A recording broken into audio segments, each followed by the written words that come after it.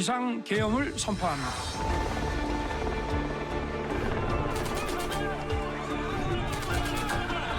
비상계엄 해제 요구 결의안은 가결되었음을 선포합니다.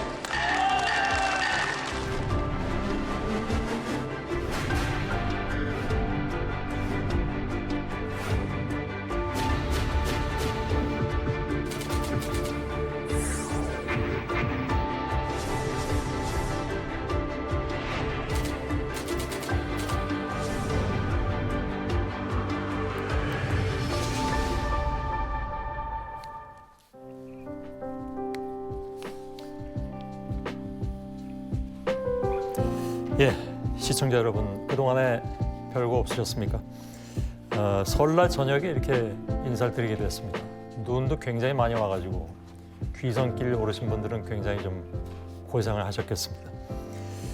지난 여름에 질문들에서 뵙고 이제 반년 만에 다시 여러분들을 찾아뵙습니다.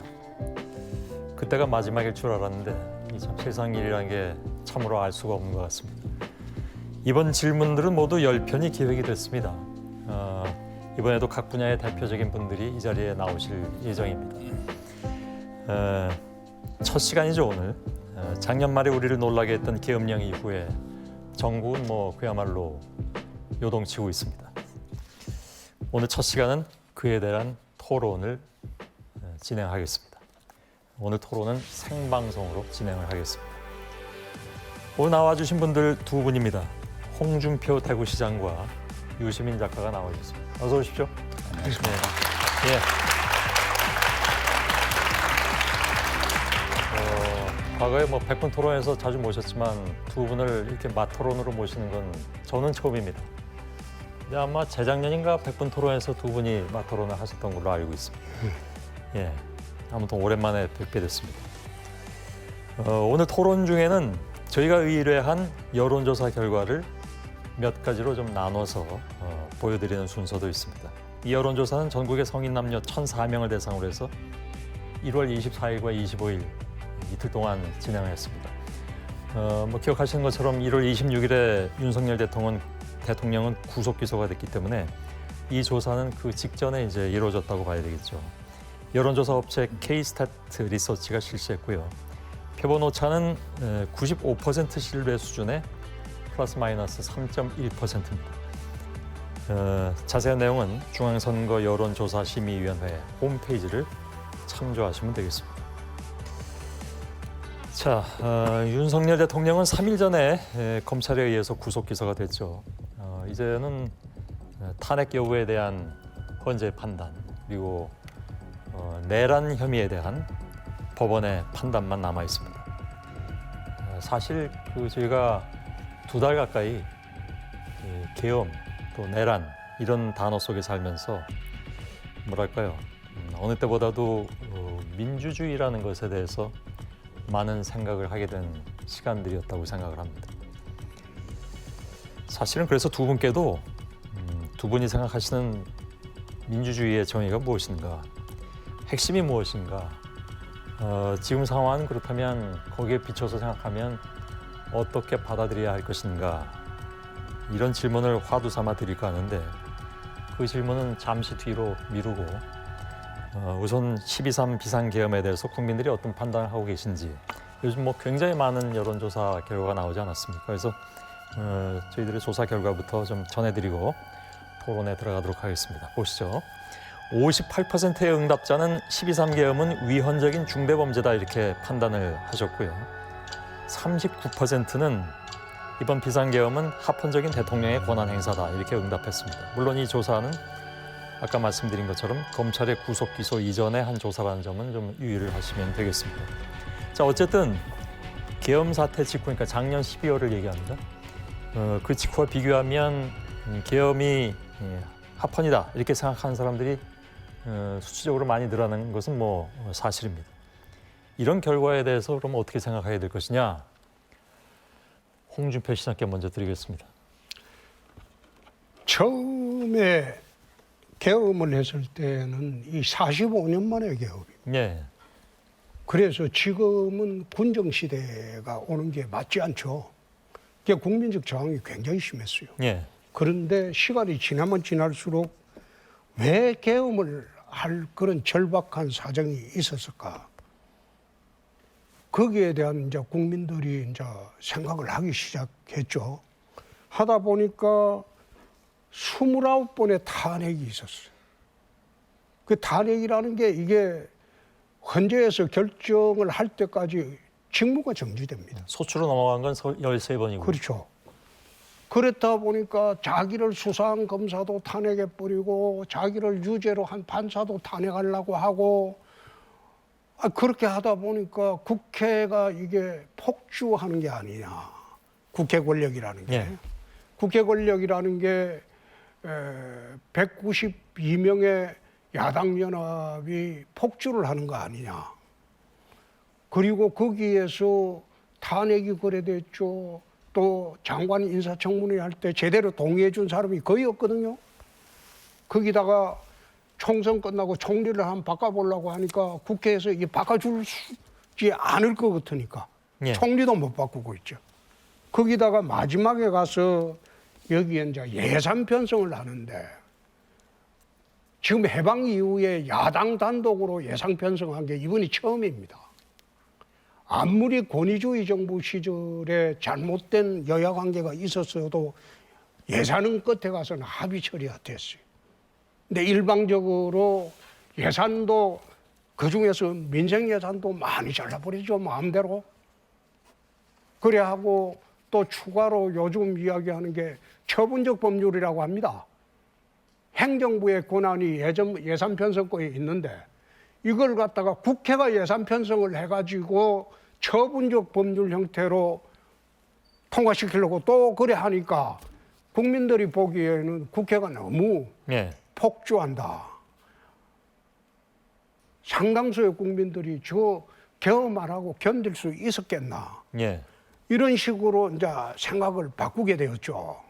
그래서 최근에 이제 대통령이 계엄 이야기를 하고 난 뒤에 독백처럼 이야기하는 게 내가 2년 반 대통령 더 해본 돈 뭐 하겠나.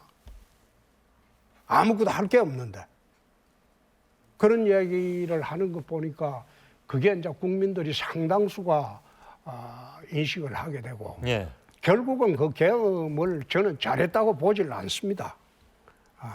시대적 상황도 맞지 않고 예. 대한민국이 이미 군정시대로 일시적으로 돌아가는 그런 상황을 국민들은 원치 않습니다. 알겠습니다. 그래서 정치적으로 해결할 문제를 계엄으로 하려고 했다는 데 대해서 물론 그 잘못은 있겠지만은 예. 근데 그걸 가지고 지금 대통령을 구속하고 파면하려고 하고 하니까 국민들이 이제 좀 너무한 거 아니냐. 알겠습니다. 유시민 그래서 작가께 지금 드리겠습니다. 상당히 돌아왔다고 봅니다. 예. 이제 이 비상계엄은 이제 위법한 행위였죠. 그건 예. 곧 법원과 헌법재판소에서 국민들 사이에는 서로 의견이 다른 분들도 있지만 법리적인 결정을 나올 걸로 저는 보고요. 그것이 왜 위헌위법인지를 제가 여기서 굳이 반복하지는 않겠습니다. 근데 왜 그러면 한 달 전보다 최근에 와서 할만했던 거 아니냐라는 대답이 왜 늘었냐? 예. 저는 두 가지 이유가 있다고 봐요. 첫 번째는 우리 홍 시장님 말씀하시는 것처럼 저렇게 이제 여당 쪽 보수 진영 쪽에서 이야기를 하니까 많은 국민들이 불가피했다, 오죽하면 그랬겠냐라고 생각하게끔 많이 노력을 했어요. 그 이전에 윤 대통령 본인이 또 그렇게 얘기를 했고요. 대통령 포함해서 지금도 노력하고 있고 오늘 이 자리도 홍 시장님이 또 노력하고 계시고 그런 성과가 나타난 거 하나 있고요. 두 번째는 저 여론조사가 실제 민심을 반영하는 거냐에 대한 의문이 좀 있습니다, 저는.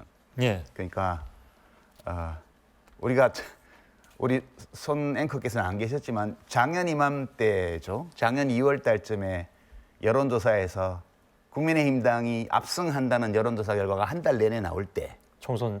그때도 제가 이 여론조사 결과가 민심을 정확히 반영하지 않은 거일 수도 있다는 얘기를 지속적으로 했습니다. 예. 저는 지금의 여론조사도 그런 면이 좀 있다고 봐요. 이렇게 위기의식을 느낀 윤석열 대통령을 지지하는 유권자들이 예. 훨씬 더 적극적인 태도로 전화를 받는 거죠. 이제 그보다 더 심한 측면도 있습니다만 제가 이렇게만 얘기를 하죠. 그 두 가지가 합쳐지면서 표면적으로 저렇게 국민들 중에서 이런 식의 헌법 파괴 행위조차도 괜찮은 행위였다고 생각하는 사람이 늘어난 것처럼 보이는 예. 이런 현상이 빚어졌고 이거는 상당히 우리 민주주의의 앞날에 암운을 들이우는 먹구름을 들이우는 그런 현상이다 저는 그렇게 봅니다. 예. 그러나 뭐 여론조사의 어떤 흐름, 추세 이런 걸로 보면 계엄 직후하고는 분명히 다르다라는 것이 일반적인 분석이기도 한데 또 민주당 내에서도 그런 거에 대한 문제 의식을 가지고 예를 들면 뭐 이재명 대표도 이거 좀 어떻게 된 건지 좀 알아봐야 되는 게 아니냐라는 정도로 위기 의식을 느끼고 있다면 단지 그렇게만 보기는 어려운 측면도 있지 않을까 하는 분석도 가능할 텐데 그러니까 어떻게 제가 보십니까? 두 가지를 말씀을 드린 거예요. 예, 예. 하나는 헌법 파괴 행위에 관한 논쟁을 정치적 호불호 논쟁으로 전환시키는데 일정 부분 예. 여권에서 성공한 면이 있고요. 다른 한편으로는 그 성공이 실제보다 더 돋보이게 만드는 예. 착시 효과도 또 있는 것 같다는 게 저의 예. 개인적인 진단입니다. 알겠습니다. 혹시 반론 있으십니까? 그런데 헌법 파괴라고 하는데 대통령의 비상대권에 계엄이 있습니다. 비상계엄이 있습니다. 헌법의 테두리 안에 비상계엄이 있고 그 비상계엄을 적절한 사유로 했느냐 안 했느냐 그 문제는 나중에 헌법재판소에서 결정이 될 거예요. 그런데 그게 비상계엄을 했다고 해서 바로 내란죄를 더 씌우는 거 그거는 처음에 민주당이 이제 그 논리로 갔거든요. 근데 나는 처음부터 계엄은 부적절했지만 불법은 아니고 부적절했지만은 그게 내란죄로 가지는 않는다. 내란죄라는 거는 정권 탈취를 목적으로 하는 목적범이야. 내란 범죄는. 근데 대통령이 무슨 정권 탈취 목적이 있습니까? 그 목적 없어요. 그 두 번째 폭동을 해야 돼. 폭동이라는 개념이 들어가야 되는데 이번 내란죄 폭동 개념에 들어갑니까? 그 폭동 개념에 들어가지 않아요. 폭동이라는 건 라이어트라고 하죠. 영어로. 예. LA 폭동 같은 거 한번 상정해봐요. 살인, 방화. 그거 하는 게 그게 폭동이에요. 우리나라 폭동 개념으로 내란죄가 인정된 거는 전노 12.12 사태뿐입니다. 내란죄로 인정이 되는 건 5.3 인천 사태, 옛날에 50 시절에 그것도 내란죄로 처벌 못했어요. 소요죄였습니다. 예. 우리 법에는 소란죄, 소동, 소란죄, 그 다음에 소요죄, 그 다음에 폭동죄가 있습니다. 3단계가 있어요. 그 3단계가 있는데 첫 단계 소란죄 이거는 경범죄 처벌법에 해당돼요. 예. 소요죄는 형법에 있어요. 근데 소요를 넘어서서 폭동으로 가는 거는 살인 방화, 정기관을 무력화시키는 거예요. 근데 이번에 내란 한번 보세요. 내란죄 해가지고 탱크를 동원해가지고 정관공서를 막은 일이 있습니까? 그냥 군인들 나와갖고 하는 신용하다가 2시간 만에 끝나버렸죠. 그건 폭동 아니에요. 폭동이라는 거는 형법상 한 지방의 사회적 평온을 해치는 그런 행위라야 폭동입니다. 예, 알겠습니다. 폭동 행위 자체가 없었기 때문에 예. 처음부터 나는 내란죄가 안 된다. 단지 이거는 직권 남용은 문제가 될 것이다. 처음부터 그 이야기를 했어요. 그러니까 민주당에서 탄핵 소추를 하면서 처음에는 내란죄로 탄핵 소추를 했다가 기각되고 난 뒤에 두 번째 소추할 때는 직권 남용죄를 집어넣었어요. 그래가지고 이제 우리 당에서 일부 반란군이 있어가지고 그게 통과가 됐거든요. 반란군이라고. 그렇게 됐는데 제가 아는 이야기는 내란죄 프레임 자체가 적절하지 못하다. 예, 알겠습니다. 그건 직권 남용죄다. 예. 꼭 성립 여부를 판단하려면 법률상으로는 직권 남용죄가 아닌가. 예. 난 그 이야기를 처음부터 했어요. 바로 반론 여기 건드리겠습니다. 뭐 법정이 아니고 이제 정치적이고 철학적인 비평을 하는 자리니까 예. 이제 제가 뭐 나중에 법원 판단이나 헌재 결정이 어떻게 나올지와 무관하게 그 한 시민으로서 또는 비평하는 사람으로서 저희 견해를 말씀을 드리면 예. 일단 이제 위헌 소지가 있다는 거 인정하시는 것 같아요. 이제 그 점은 뭐 마음에 들고요. 좀 이따 부적절하다고 말씀하세요. 그랬어요. 좀 이따 말씀하세요. 아니, 예. 그러니까 위헌 소진이 자, 있는 제가 게 이제 아니고 정리하기 위해서 그냥 간단히만 말씀을 드리면 대통령은 권력자인데 뭐 내란을 하냐. 이 얘기는 그 우리 헌법에 그 불소추 특권을 대통령한테 줬는데 내란 외환죄는 특히 내란죄를 왜 예외로 해놨을까요? 그거는 대통령이 내란을 할 수 있다고 보기 때문에 예. 헌법에 넣어놓은 거거든요. 그래서 우선 그 대통령의 비상계엄 선포는 77조의 1항에 정해져 있는 계엄 발포 요건을 예. 충족하지 않았기 때문에 일단 위헌이고요. 예. 그다음에 비상계엄이 선포된 때는 영장 없이 체포하는 거, 언론 출판 집회 결사의 자유나 정부 법원의 권한에 대해서는 특별한 조치를 할 수 있어요. 헌법 제77조 3항에 따라서. 예. 국회에 대해서는 계엄법에도 못하게 돼 있고 헌법에도 못하게 돼 있습니다. 근데 대통령이 비상계엄 선포 담화에서부터 국회가 범죄자의 소굴이 돼 있고 얘네들이 국정을 마비시키고 이렇게 있기 때문에 이 문제를 해결하기 위해서 비상계엄을 발표한다고 얘기를 했어요. 그러니까 처음부터 목표가 국회였고요. 그다음에 군대를 동원을 해서 국회를 봉쇄를 했고 경찰을 동원해서 국회의원을 체포하려고 그랬고요.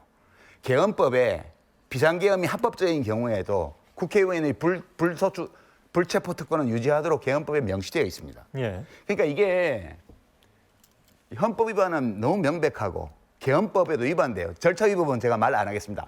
뭐 국무회의 제대로 안 열었다든가 회의록 안 나중에 또 얘기가 남겼다든가 나올 이런 겁니다. 예. 거 다 넘기고요. 내란에 관해서 말씀을 드리면 이건 헌법 제87조에 내란의 형태에 대해서 여러 규정이 있는데 그중에 하나가 국헌을 문란하게 할 목적으로 폭동을 일으킨 자 이렇게 돼 있습니다. 이게 이제 내란범이에요. 예. 국헌을 문란하게 할 목적이라는 거에 대해서는 91조에 나오는데요. 그러니까 아까 그 홍 시장께서 말씀하신 내란의 목적은 일단 정권 탈취냐 아니냐에 초점을 맞췄는데 그렇지 않다라는 그렇죠. 말씀이시잖아요. 예. 그러니까 대통령은 행정권의 수반이에요. 행정권을 갖고 있는 사람이에요. 이 행정권을 갖고 있는 사람이 국군 통수권과 경찰에 대한 지휘권을 이용해서 입법권을 가지고 있는 국회의 기능을 정지시키려고 했기 때문에 이게 내란이에요. 그리고 제91조 2항에 헌법에 의하여 설치된 국가기관을 강압에 의하여 전복 또는 그 권능 행사를 불가능하게 하는 것. 이 조항 때문에 12.12 5.18 때 국회를 봉쇄한 것도 내란으로 유죄 판결이 난 거거든요. 그러니까 저는 제가 무슨 법관도 아니고 아무것도 아니지만 제가 예. 가지고 있는 법상식에 비춰보면 이것은 명백하게 현직 대통령을 기소할 수밖에 없는 내란 행위가 성립한다는 게 저희 관점이고요. 예. 제가 이렇게 말씀드린다고 해서 시장님 입장을 바꾸리라고 생각하지 않아요. 아니, 그냥 네, 다만 네. 우리는 말씀 좀 시민들이 이 문제에 대해서 판단을 할 때 어떤 정보를 근거로 해서 판단할 거냐 할 때 시장님이 말씀하신 것과는 다른 측면에서 우리가 고려해야 될 법적인 요소나 이런 것들이 예. 있다는 점을 제가 말씀드린 거예요. 알겠습니다. 네. 네. 말씀하시죠. 내란죄가 왜 안 되냐 하면 아까 이야기도 쭉 했지만 대통령이 내란죄의 주체가 될 수 없다는 말은 아닙니다. 내란죄 주체 될 수 있어요. 어떤 경우에 내란죄 주체가 됐나? 옛날에 박정희 대통령 시절에 10월 유신을 했어요. 10월 유신을 해갖고 헌법을 정지시키고 체제를 바꿨어요. 나라 체제를. 그게 이제 박정희 대통령이 내란죄를 범한 거죠. 현직 대통령도 그런 경우에는 내란죄를 범할 수는 있어요. 내란죄를 범할 수가 있지만은 이번 같은 경우에는 자기 권한에 속하는 비상계엄이라는 게 대통령의 비상대권입니다. 헌법이 인정한 비상대권을 자기가 선포를 했는데 그게 적절했냐 부적절했냐 그 문제지 이게 불법이냐 아니냐 그 문제는 나는 아니라고 보는 겁니다. 네, 뭐. 예. 그 박정희 대통령 당시에 유신을 내란이라고 지금 말씀하시는 거예요? 그거는 내란죄죠. 왜 그러냐면 국가 비상사태를 선포하고 예. 그 당시 헌법을 정지했거든요. 예. 국회를 해산하고 국회 해산하고 예. 그날 당장 국회 앞에 탱크가 갔어요.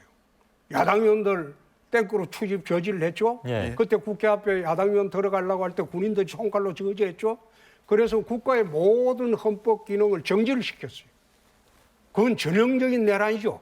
예. 그러니까 지금 이 차이가 없어요. 똑같은 거예요. 똑같은 건데 뭐가 차이가 났냐 하면 박정희 대통령은 현직 대통령이 친위 쿠데타라는 우리가 학술적으로는 친위 쿠데타, 친위 쿠데타. 형법상으로는 내란을 일으켜서 헌정 질서를 파괴를 하고 예. 독재 권력을 구축하는 데 성공했기 때문에 그 성공한 내란에 대해서는 그 사람이 권좌에 있는 동안은 처벌이 불가능해요. 예. 그래서 처벌을 안 받은 거고요. 이 경우는 국회의 기능을 정지시키고 그다음에 이 국회를 해산할 근거를 찾기 위해서 선관위를 침탈하고 부정선거에 대한 부정선거 업무론을 믿고요. 예. 그렇게 해서 만반의 준비를 하고 했는데 시민들이 너무 일찍 와서 막아버리고 국회의원들이 빨리 들어와서 이 해제 요구 결의를 했기 때문에 이걸 못한 거예요.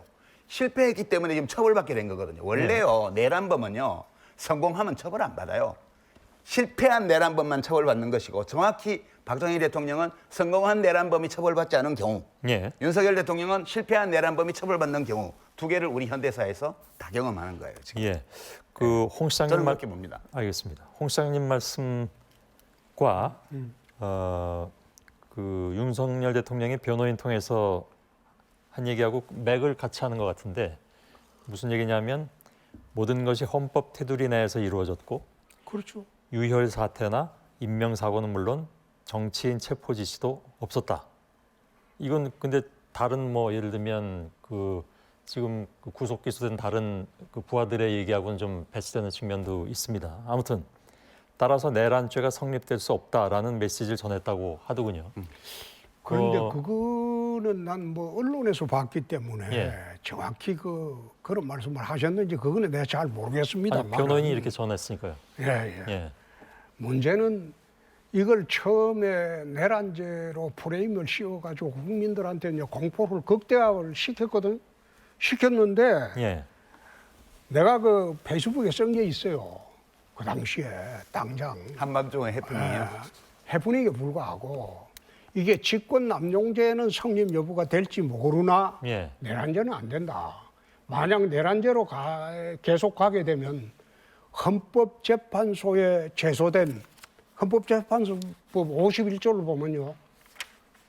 형사 절차가 계속 중일 때는 헌법재판소 재판을 중지하기로 돼 있어요. 그렇지 않습니다. 중지할 수 있다 돼 예, 있어요. 중지할 수 있다고. 있다 돼 있는데 실제로 중지한 사례가 있습니다. 최근에. 예? 실제로 그 중지하고 네. 한 사례도 있어요. 그래서 그런 절차가 있다. 그러면 헌재 심판은 6개월 내 하기가 어려울 것이다. 그래 이야기했더니 민주당에서 내란죄를 철회를 했어요. 소추를 했던 내란죄를 헌재에 철회를 했다고. 그럼 헌재에서 지금 진행 중인 거는 내란죄는 지금 헌재에서 심판을 안 해요. 그건 형사 절차에서 해야 되겠죠? 예. 그런데 내란죄는 심판을 안 합니다. 안 하면서 내란 행위를 심판한다? 나는 그것도 이해하기 어려운 게 내란죄를 심판 안 하면서 내란 행위를 심판한다? 지금 그 논리로 지금 진행하고 있거든? 그러니까 의의가 없다 이 말이야. 행위가 되면 그 내란죄를 심판한 건가 다름이 없는데 그런 식으로 눈 가리고 아웅하는 식으로 헌재 재판이 진행되는 것은 그 예. 적절치 못하다. 말씀하시죠. 예. 저는 이해가 너무 잘 되는데요. 왜냐하면 헌법재판소는 헌법심사를 하는 데예요. 형사재판을 하는 데가 아니고요. 그러니까 어떤 행위가 내란이 성립하기 위해서는 소위 그 범죄 구성 요건을 다 충족시켜야 돼요. 여기 헌법 내란죄 조항에 나오는 국헌문란 목적이 있어야 되고요. 그다음에 폭동이 있어야 돼요. 근데 윤석열 대통령이 한 모든 행위들이 국헌문란 목적이 있었음을 이제 우리가 증명할 수 있느냐 법원에서 예. 형사법정에서 그다음에 그 실제로 국회에서 일어났던 일, 선관위에서 일어났던 일이 폭동의 이건 이제 법에는 규정이 없지만 판례의 폭동을 좀 넓게 해석하는 내란죄와 관련해서는 그래서 옛날 통합진보당 이석기 씨 유죄 선고 받을 때 무슨 자기들끼리 모임하면서 얘기한 것만으로도 내란 예비 업무로 처벌을 받았잖아요. 예. 그만큼 이 내란범은 굉장히 넓게 법 해석을 합니다. 판례들이. 그래서 이제 그거는 형사법정에서 갈아야 되기 때문에 지금 이 직무가 정지되어 있는데 이거 언제까지 끌겠어요, 이거를. 나라를 위해서 기각하든 인용하든 빨리 결정을 해야 될 거 아니에요. 그런데 행위는 그냥 남아있단 말이에요. 그러니까 윤석열 대통령이 이 행위를 한 목적이 무엇이든 국헌문란의 목적이 있음을 명백히 입증할 수 있든 없든 상관없이 실제로 헌법에 위배되는 행위를 중대한 위배 행위를 했고 이 행위에 대해서 본인이 계속해서 정당성을 주장하고 있고 이렇게 되면 이 사람의 진짜 목적과 동기가 어디에 있든 간에 이런 사람을 다시 직에 복귀시켜 놓으면 그와 같은 일을 또 할 위험성이 높단 말이에요. 그리고 이게 시장님 그 한밤중에 해프닝 그러시는데 해프닝이라는 영어는 우연히 벌어진 사건 또는 우발적으로 벌어진 일을 말하는 거예요. 근데 지금 충암고 출신들을 군의 요직에다가 배치하고 국방장관 시키고 이거를 몇 달 전부터 윤 대통령이 비상대권 휘두르는 논의를 해왔잖아요. 그게 지금 다 밝혀지고 있는데 지금 이 마당에 와서 그때 내가 페이스북에 잘못 썼다 이렇게 말씀하시는 게 맞지. 이 시간까지도 그 해프닝이라는 주장을 계속 하신다는 거는 그거는 아니 지금 여론조사에서 나오는 극우적인 윤 대통령의 계엄이 정당하다고 주장하는 그 위험한 생각을 지금 추종하거나 혹은 그 사람들한테 아부하는 거라는 오해를 받을 수 있어요. 아니 예. 박근혜 대통령이 국정농단을 헌법재판소에서 할 때 형사 절차를 준용했습니다. 형사법을 갖다 다 준용했어요. 7가지 범죄를. 그 당시에 예? 형사 절차를 준용한다고 돼 있어요. 지금도 그렇게 하고 있습니다. 예. 지금도 헌재는 그렇게 하고 있어요. 똑같은 형식으로 하고 있어요. 예. 박근혜 대통령 그 국정농단으로 파면할 때 전부 형사 절차를 준용해서 형사범죄를 사실상 인정 다 했어요. 그래갖고 파면 선고했어요. 마찬가지입니다. 지금 앉아서 내란죄 성부를 헌법재판소에서 제대로 심리 안 하고 어떻게 그걸 파면을 할 수 있겠습니까? 파면하죠. 공무원 파면에 관한 건데 아니죠. 이거는 감옥에 잡아가두는 심사가 아니잖아요. 헌법재판소는 이 사람을 굉장히 막강한 권한이 있는 특히 국군 통수권을 가지고 있는 행정부 수반의 자리에 계속 놔두는 것이 우리 헌법의 질서와 우리 국익에 맞느냐는 문제를 따지는 거예요. 공무원 파면할 때 일반적으로 적용하는 기준이에요. 그러니까 지금 박근혜 대통령 파면 결정할 때도요. 예. 헌법 위반 사항이 있었고 그것도 중대한 위반 사항이 있었고 그리고 개전의 정이 없고 그 개전의 정이 없고 또는 반성하는 게 없다는 거는 형사법 그러니까 형사법정에서 이루어지는 모든 절차에서 비협조한 거 그것이 중대한 이유가 됐습니다. 근데 이제 윤석열 대통령은요 사실 조폭 보스도 이렇게는 안 해요. 대한민국의 모든 법 질서를 다 무시하고 자기가 대통령으로 있으면서 그 권력기관의 책임자들을 다 임명했는데 공수처 검찰할 거 없이요.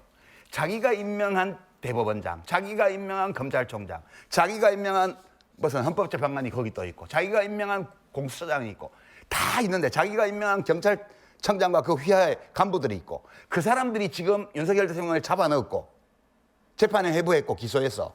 그리고 헌법재판소 심사를 하고 있잖아요. 근데 그 모두를 거부하고 나만 옳다고 주장을 하고 있잖아요. 이런 사람은 너무너무 위험해요. 우리 홍 시장님 정치하시는 분으로서 저는 빨리 이것은 헌법재판소 심리에서 끝내야 된다고 말씀하시는 게 책임성 있는 태도라고 저는 생각해요. 그리고 출마를 하시든 이렇게 하는 게 좋죠. 저는 그렇게 봐요. 근데 잘 나가다가 지금 감정적으로 접근하고 있어요. 난 충원을 유장과 이런 걸 아주 논리적인 사람으로서 내가 좋아하는데 지금 말씀하신 건 전부 감정이야. 어떤 부분이 감정이 그렇다는 섞였어. 말씀이신가요? 예? 네, 어떤 부분이 그렇다는 말씀이시죠? 지금 이야기한 거는 전부 감정이야. 논리인데요. 에이, 제가 감정을 실어서 말했네요. 그 감정이 싫어서 지금 이야기하는 거 그거는 국민의 설득력이 없습니다. 예, 그건 시청자 여러분께서 판단하시라고 보고요. 예. 내란죄 부분을 그 탄핵 소추에서 빼냐 마냐 가지고 논란이 있었던 건 뭐 사실인 예. 거죠. 예. 근데 다만 이제 그 경우에 그것이 그 내란죄를 뺨으로써 탄핵 소추안을 다시 해야 된다라는 다시 국회에서 발의해야 된다라는 주장에 대해서는 뭐 많은 그 법학자들이 그건 아니라고 얘기를 하고 있거든요.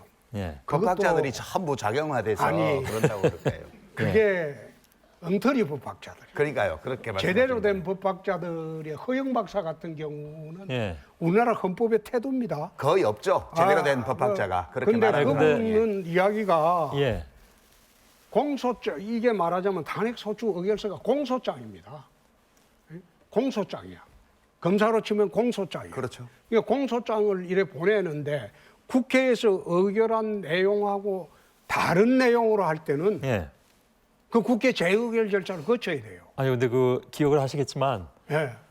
만약 그걸 갖다가 내란죄를 빼고 예. 만약 그 내란죄를 빼고 직권 남용으로 그 탄핵 소추 의결한다고 예. 하면 그 찬성하지 않을 그 국회의원들 많습니다. 홍 시장님 그거 탄핵 소추 소추인 쪽에서 예. 5가지 쟁점 그 헌법재판소에서 프레젠테이션한 거 보셨잖아요. 거기 보면 그 실체적 절차적 요건을 충족하지 않은 비상계엄 선포, 그다음에 국회 봉쇄, 그죠? 그다음에 선관위 침탈, 예. 그다음에 정치인 체포, 법관 체포 이 5가지 행위에 대해서 위헌 여부를 심사한다는 거예요. 예. 그 이 5가지 행위가 형법상의 내란죄 구성 요건을 충족하는지 여부는 지금 서울중앙지법에서 따질 문제고요. 헌법재판소에서는 이 5가지 확인된 동일한 행위입니다. 이게 기소된 행위의 내용과 예. 탄핵 소추된 행위의 내용이 똑같아요. 5가지입니다. 이 5가지 행위가 헌법재판소에서는 이 5가지 행위가 중대한 헌법 위반인지 여부를 심사한다는 거예요. 예. 그러니까 내란죄를 빼고 말고는 원래부터 그게 쟁점이 안 되는 거예요. 너무 자연스러운 겁니다. 근데 원래부터 쟁점 안 되는 그 내란죄를 왜 내란죄의 수괴라고 그렇게 하고 국민들한테 공포감 심어주고 그랬을까요? 내란죄 수괴 맞아요. 이걸 내란죄 수괴라는 말 말고 다른 뭘로 이 행위의 주체를 표현할 수 있겠습니까? 아니, 국회에서 내란죄를 왜 뺐을까, 그럼? 내란죄를 뺀 게 아니라니까요. 내란죄의 성립 여부를 헌법재판소에서 소추인인 국회 법사위에서는 다투지 않겠다고 얘기를 한 거예요. 주장하지 않겠다고. 내란죄가 성립하는지 여부에 대해서 헌법재판소의 판단을 구하지 않겠다고 얘기를 한 거예요. 그게 필요 없기 때문에요. 예. 그게 뭐 이상합니까? 아, 참 알겠습니다. 이건 철회한다고 했어요. 예, 이 얘기는 지난번에 내란죄 나왔지만 부분을 철회한다고 잠깐만요. 했어요. 예. 사실상 철회라고 제가 네. 들은 것 같고 또 하나는 그 언제입니까? 2017년에 박근혜 전 대통령 당시에도 내란죄는 아니었지만 뇌물죄는 형사 사건은 뺐었잖아요. 그렇죠. 근데 지금 뭐 그 원내대표하고 있는 권성동 원내대표가 저하고 인터뷰할 때 제가 한 말 그대로 했죠. 예. 예. 그래서 좀 더 빠른 절차를 위해서 그 부분을 빼도 아무런 문제가 없다라고 얘기를 했어서 그 부분은 좀 더 생각을 해보시는 게 어떨까 싶네요. 그거는 여러 가지 혐의 중에 하나를 예. 이제 철회한 것이고 이번에는 가장 중요한 그 탄핵소추 의결의 핵심 쟁점이 내란죄입니다. 근데 그 내란죄를 철회했다는 거예요. 예. 그래서 나는 이해가 안 된다는 거예요. 예, 그럼 알겠습니다. 이해를 못 하시는 거예요. 알겠습니다. 얘기를 조금 더 좀 다른 분야로 좀 진전을 시켜봤으면 좋겠습니다. 일단 뭐 구속 기소는 됐습니다. 구속 기소된 것에 대해서도 뭐 여러 가지 뭐 반론이 있긴 있습니다. 홍 시장님도 대표적인 그런 분 중에 우선 하나이고. 그 예. 구속 기소한 것도 나는 참 요즘 참 정운이 없다고 보는 게 처음에 체포영장을 발부할 때 판사가 110조, 111조 형사소송법 제외한다 그래 기재를 했어요. 예. 근데 110조, 111조가 뭔가 하면 군사시설 보호구역이나 공무원들을 압수수색할 때 그 제한 조항입니다. 그건 임의 규정도 아니에요. 강제 규정이에요. 근데 강제 규정을 판사가 나는 법조 생활에 금년에 뭐 생활은 안 했지만은 사법시험 합격한 지 내가 40년이 넘었어요. 그 사이 법이 바뀐 것도 아니고. 근데 판사가 영장 발부하면서 지멋대로 그렇죠. 강행 조항을 갖다가 제외한다고 쓰는 거를 본 일이 없어요. 근데 그 영장은 발부행위 자체가 무효입니다. 체포영장 자체가 무효예요. 근데 무효인 영장을 들고 공수처가 그 집행하려고 설치고 그걸 갖다가 또 그 영장에 의해서 이제 집행을 했다 이거예요. 해가지고 넘어갔는데 공수처에서 진술 거부하고 하니까 검찰로 넘겨버렸어요. 그 검찰에서 이제 보안 수사하려고 하니까 문재인 정부 시절에 검수완박법을 만들었습니다. 그래가지고 경찰, 공수처, 검찰이 수사권 조정을 해놨어요. 예. 거기에 보면 검찰이나 공수처는 직권 남용되는 수사 조항이 있는데 내란죄는 수사할 권한이 없어요. 권한 없는 기관에서 내란죄 수사를 한 거는 이 수사 서류가 전부 이거는 무효입니다. 예. 법률적으로. 근데 그걸 받아가지고 검찰에서 도저히 안 될 것 같으니까 우리가 추가 수사하겠다. 그래갖고 이제 구속기간 연장 신청을 했는데 법원에서 보니까 검찰이 수사권이 없다 이거야. 수사권이 없으니까 연장 신청을 불허를 했다고. 그러니까 검찰은 지금 공수처 수사기록하고 경찰 일부 수사기록 그것만 가지고 아무런 조사 없이 기소를 덜렁했어요. 예. 아마 검찰사에서 사건 송치받아가지고 저런 중재를 단 한 번 조사도 없이 기소한 전례는 이번이 처음일 겁니다. 알겠습니다. 그래서 예. 나는 어떻게 사법 절차가 저러냐. 문재인 시대에 만든 검수 완박법에 따라서 지금 그 절차도 안 지키고 절차를 기소를 한 거예요. 그래서 저 기소가 과연 법원에서 받아들여질까? 예. 난 그래 생각했어. 예. 다 받아들여졌잖아요. 그 왜 그러냐 하면요. 아직 모르죠. 그 일단 뭐 체포영장이건 구속영장이건 그거는 그 다 받아들여진 상황이고 지금 아마 말씀하시는 것은 본안 소송 들어가서 말씀하시는 예. 것 같은데 본안 소송에서 어떻게든 뭐 결론이 나오겠죠. 근데 그건 지금 여기 예단하기는 어렵겠으나 어떻게 생각을 하시는지. 가볍게 그냥 제가 그 논평을 말씀을 드리자면 그런 체포영장을 처음 봤다 하셨잖아요.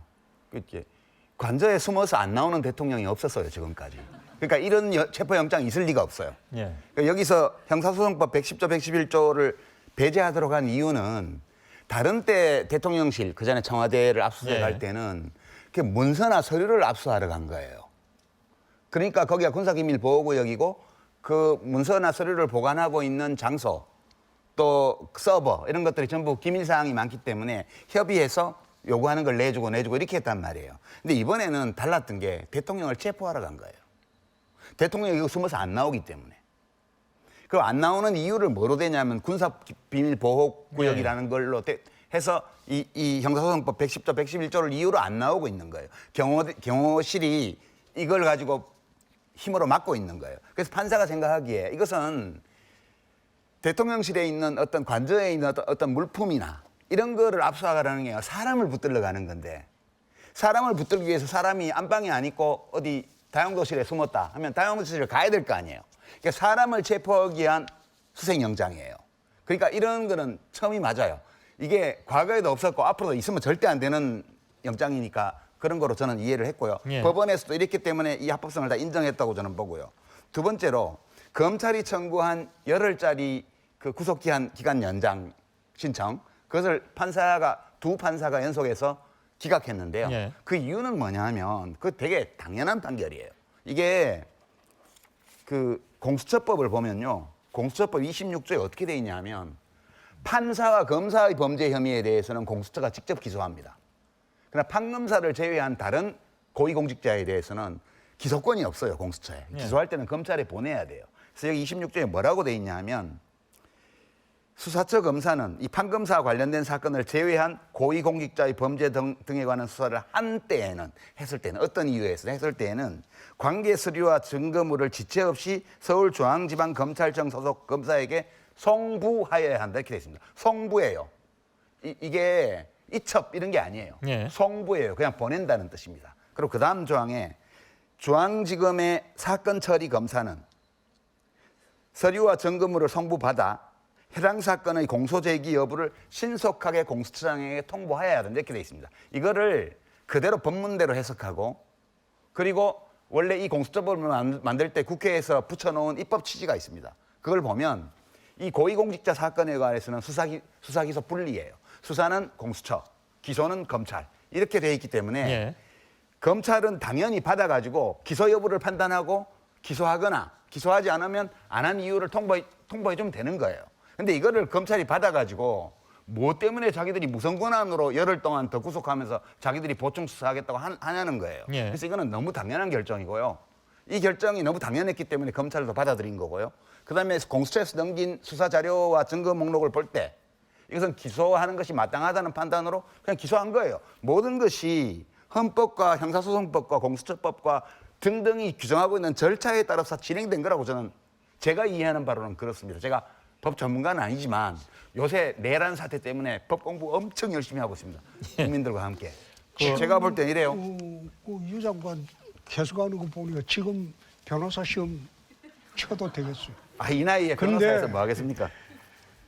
검찰이라는 사람들이 그 법 조항을 제대로 쳐다보지도 않고 구속 기간 연장 결정서를 법원에 보냈다는 게 얼마나 코미디입니까? 그렇죠. 그건 잘못된 거죠. 예? 예. 그것도 또 최근에 대검에서 법원을 비난해가면서 또 성명서를 내고 하는 것도 그 코미디야. 못났습니다. 예? 예. 그러니까 검사가 엉터리 같다 그런 생각이 나는 들더라고. 예. 어떻게 검사가 저런 짓을 하냐. 알겠습니다. 홍 시장님 한 가지만 그러면 좀 그 질문 드리고 이 다음으로 좀 넘어갔으면 좋겠는데 그런 저 분석도 있었습니다. 그러니까 바로 넘기라고. 그러니까 공수처에서 열흘 동안 수사한 것만 가지고 넘기라고 결정한 것은 공수처에서 수사한 것을 인정한 것이다라는 판단도 있었습니다. 그거는 구속기간 연장 여부를 결정하는 판사는 그 실체적인 판단은 하지 않습니다. 아니 근데 그거는 그러니까 법관의 예단을 갖고 지금 예. 이야기하는 거고 그 법관은 아마 공수처법 보니까 너는 예. 수사권에 없다. 그러니까 그냥 넘겨라. 어? 넘기든 불기소하든. 아니 석방하든 예. 그건 검찰 재량이죠. 그런데 검찰은 자기들이 한 번도 수사해보지 않고 그런 내란 같은 중죄를 덜컹 기소를 했단 말이에요. 그러니까 역으로 보면 공수처에서 수사한 것을 인정하지 않는데 구속 연장을 하지 않은 것은 앞뒤가 안 맞지 않느냐라는 분석이죠. 아니지. 그거는 잘못된 분석이고 법률적으로 보면 예. 검찰은 수사권에 없는 거예요. 없기 때문에 못하는 거예요. 그게 이제 예. 처음에 체포영장 발부할 때하고 검찰은 문제가 수사 권한이 없고 예. 공수처에서 수사한 것도 인정을 안 하고 그거는 수사권에 없죠. 예. 그 왜 그런가 하면 그 문재인이가 검수안박법을 만들 때 내란죄는 경찰만 수사권이 있어요. 예. 법에 그리 돼 있어요. 근데 문재인이가는 좀 너무했습니다. 예. 그렇죠. 뭐 나는 보기는 그래 해도 되지 싶어서. 뭐 말씀하시다가 실수하는 것으로 그냥 실수가 넘어가겠습니다. 아니고. 예. 일부러 의도적으로, 그러신 것 같아서. 그래 할 수 있어요. 예, 나는 그래 해도 된다. 그것 좀 예. 손해입니다. 그렇게 하시면. 예. 알겠습니다. 그러니까 다음 이거 제 한마디만 더 붙이면 네, 그러세요. 될까요? 이 수사권한 문제는 사실 좀 이게 코미디인데 내란이 일어났어요. 우리가 이제 내란이라고 많은 사람들이 얘기하는 사건이 일어났습니다. 근데 현직 대통령의 내란죄 수사권이 어디에 있냐? 그러니까 이제 공수처에 없어요. 공수처법에 명시적으로 있지를 않아요. 검찰이 수사할 수 있는 범죄 종류에도 없어요. 예. 근데 검찰은 자기들이 등이 있기 때문에 지금까지 다 해왔어요. 이 안동훈 법무장관 시절부터. 이번 것도 등으로 해서 못할 건 아니다. 이런 게 이제 검찰의 입장이었고. 예. 공수처는 직권남용죄로 수사해서 연관된 범죄로 내란죄를 수사했다. 이렇게 이제 공수처에 나와 있고. 그러면 두 군데 다 없으면 국가수사본부에 있다. 경찰에 있다. 이게 이제 국힘당의 주장이에요. 예. 그러면 국수본에서 경찰 국수본에 수사권이 있다고 쳐요. 그 수사를 하면 영장 청구를 해야 되는데. 예. 그럼 영장 청구를 어디다 해야 돼요? 공수처 아니면 검찰에 영장 청구를 해야 될 거 아니에요. 검찰이요. 경찰은 공수처를 택한 거예요. 저는 예. 이게 검찰에다가 영장 청구해달라고 한 거나 공수처에 영장 청구해달라고 한 거나 이게 논란으로 치면 별로 차이가 없는 거라는 생각을 하는 거예요. 이게 그러면 헌법에 의해서 영장은 검사만 청구할 수 있는데 예. 수사권이 국수본에 있으면 국수본은 어느 검찰이든 택해야 되는데 그냥 공수처를 택한 거예요. 그러니까 예. 이거를 입법 미비에 문제가 있다고 지적하는 것은 저는 충분히 근거가 있다고 생각하지만 고로 검찰도 공수처도 수사를 하면 안 된다 이렇게 얘기하는 거는 이런 입법 미비를 구실로 해서 이 중대한 국사범을 그냥 놔주자는 주장이잖아요. 아이, 그렇지 않죠. 아니에요? 예, 그게 내가 예를 그래 들은 적이 있어요. 우리가 50 시절에 집시법으로 잡아가지고 일시 구금하다가 국가보안법 수사한 적도 많아요. 예. 늘 그랬죠. 예. 그거하고 징계가 없다는 거예요. 꼭 그래 한 행위하고 똑같다는 거예요. 아. 어? 집시법으로 경범죄로 잡아가지고 그걸 나중에 국가보안법으로 둔갑을 시키는 예. 그 범죄 수사나 이번에 내란죄 수사나 다를 바 없다. 알겠습니다. 이 겉으로 보면 부분은 그렇지만 잠깐만요. 예. 그게 아니에요. 이 부분은 아까 없는 처음에 죄를 막 그때는 만들어냈고요. 예. 지금은 있는 죄를 밝히는 거예요. 말씀드린 대로 아니 있는 죄라도 권한 있는 사람들이 해야죠. 홍 시장님, 유 작가님, 예. 권한도 없는데 하니까 그 수사 서류가 다 그 무효 서류죠. 본안 소송 들어가서 결론을 보죠. 본안 소송에 들어가서 이제 판결 어떻게 해야 되는지 그러니까요. 봐야 되겠죠. 유죄 판결 납니다. 예, 예. 예, 다음으로 넘어가겠습니다. 지금 헌재에서도 뭐 한창 그 변론기일이 진행 중에 있습니다. 지금 예정으로는 2월 13일이 8차 변론기일이고 아마도 그 이후에 변론을 더 받아들이지 않는 한 뭐 빠르면 과거의 예로 봐서 2월 말 정도면 탄핵 여부에 대한 결정이 나오지 않겠냐라는 것이 지금까지 이제 그 전망인 것 같습니다. 근데 아무튼 지금 변론기일 3차 변론기일 때부터 윤석열 대통령은 본인이 나서서 이제 자기 자신을 변호하기 시작했는데 거기서 많은 얘기들이 나왔고 동시에 많은 논란거리도 발생을 했습니다. 이 부분에 대해서 어떻게 생각하시는지 좀 궁금한데 예를 들어서 포고령이 굉장히 좀 문제가 되지 않았습니까?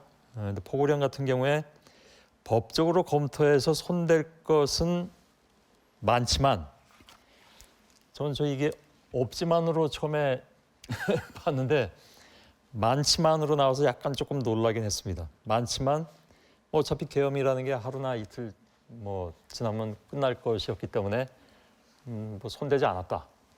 이거는 그냥 그 일상 범인의 입장에서 그러니까 평범한 사람의 입장에서 받아들일 때 조금 이해가 안 가는 부분이 있습니다. 그러니까 어찌 보면 대통령 입장에서 비상계엄을 45년 만에 선포한다는 것은 일생일대 결정인데 여기에 법적으로 검토해서 손댈 것이 많은데도 어떻게 그냥 냈느냐 하는 좀 의문이 들어서 그 부분은 어떻게 받아들이고 계십니까? 저기 앵커님, 이거는 제가 먼저 얘기하는 게 좋지 않을까요? 왜냐하면 맨날 먼저 말씀하시고 제가 이렇게 나중 하니까 제가 맨 공격만 하는 거예요. 아유 뭐 하세요. 뭐 그러시죠. 예.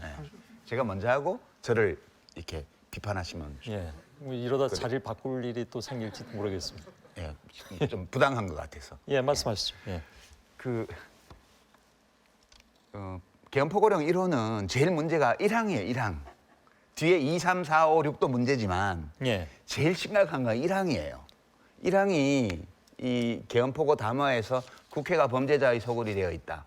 이거하고 직결돼 있는 거거든요. 예. 국회와 지방의회를 포함해서 모든 활동을 금지한다는 게 1항이에요. 이거는 헌법에 어긋나고 계엄법에 어긋납니다. 예. 근데 이거를 윤 대통령이 모를 리가 없잖아요. 그리고 이게 또 뭐하고 관계가 되어 있냐 하면 이게 707 특임대 동원해가지고 야간 투시경까지 하고 국회에 병력을 특수전 병력을 투입한 거. 경찰을 동원해서 입구를 다 막은 거. 이거하고 다 직결되어 있는 문제거든요. 그러니까 실제로 계엄포고령 위반 자체도 위헌이지만 더 심각한 위헌, 위법, 내란죄의 혐의를 강하게 가져오게 한 거는 포고령 1호의 내용과 그에 부합하는 군과 경찰을 동원한 행위. 이게 문제가 된 거거든요. 예. 근데 이게 이제 그 대통령, 윤 대통령이 말하는 중에 뭐 상위 법규에 어긋나는 점도 있지만 이런 단서를 붙이면서 그래도 뭐 이게 뭐 한번 해보는 거니까 뭐 이렇게 무슨 경고 차원에서 하는 거니까 뭐 오래 안 갈 거니까 그냥 했다.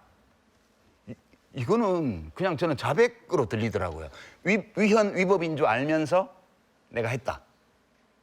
그래서 이거는 스스로 그 헌법재판소에 나와서 자신의 중대한 헌법 위반 행위를 그냥 시인한 거 아닌가? 예. 그렇게 저는 받아들였거든요. 근데 그게 윤 대통령이 얘기한 것처럼 그것이 진심이라면 예를 네. 들어서 이 계엄은 야당에 대한 경고 차원도 아니라고 얘기를 했습니다. 예, 야당은 경고해봐야 소용없는 집단이니까 예, 별로- 국민에게 했다는 거죠. 거기서 이제 그러니까 국민한테 이 상황을 알리기 위한 것이었다라는 것이 충심이고 진심이었다면 이 포고령 1호에서 문제가 된 부분을 그럼에도 불구하고 받아들이기는 어렵다라는 말씀이시잖아요. 그렇죠. 예. 홍 시장께서는 어떻게? 통상 계엄을 할 때는 제일 먼저 나오는 게 포고령 1호입니다. 예, 그게 우리가 계엄 사태 때 포고령 보면 제일 처음 나오는 게 그겁니다. 예. 그거였고 그런 관행 따라서 포고령을 작성했겠죠. 계엄이니까. 계엄이 되게 되면 제일 먼저 하는 게 뭡니까? 군정 아닙니까? 예.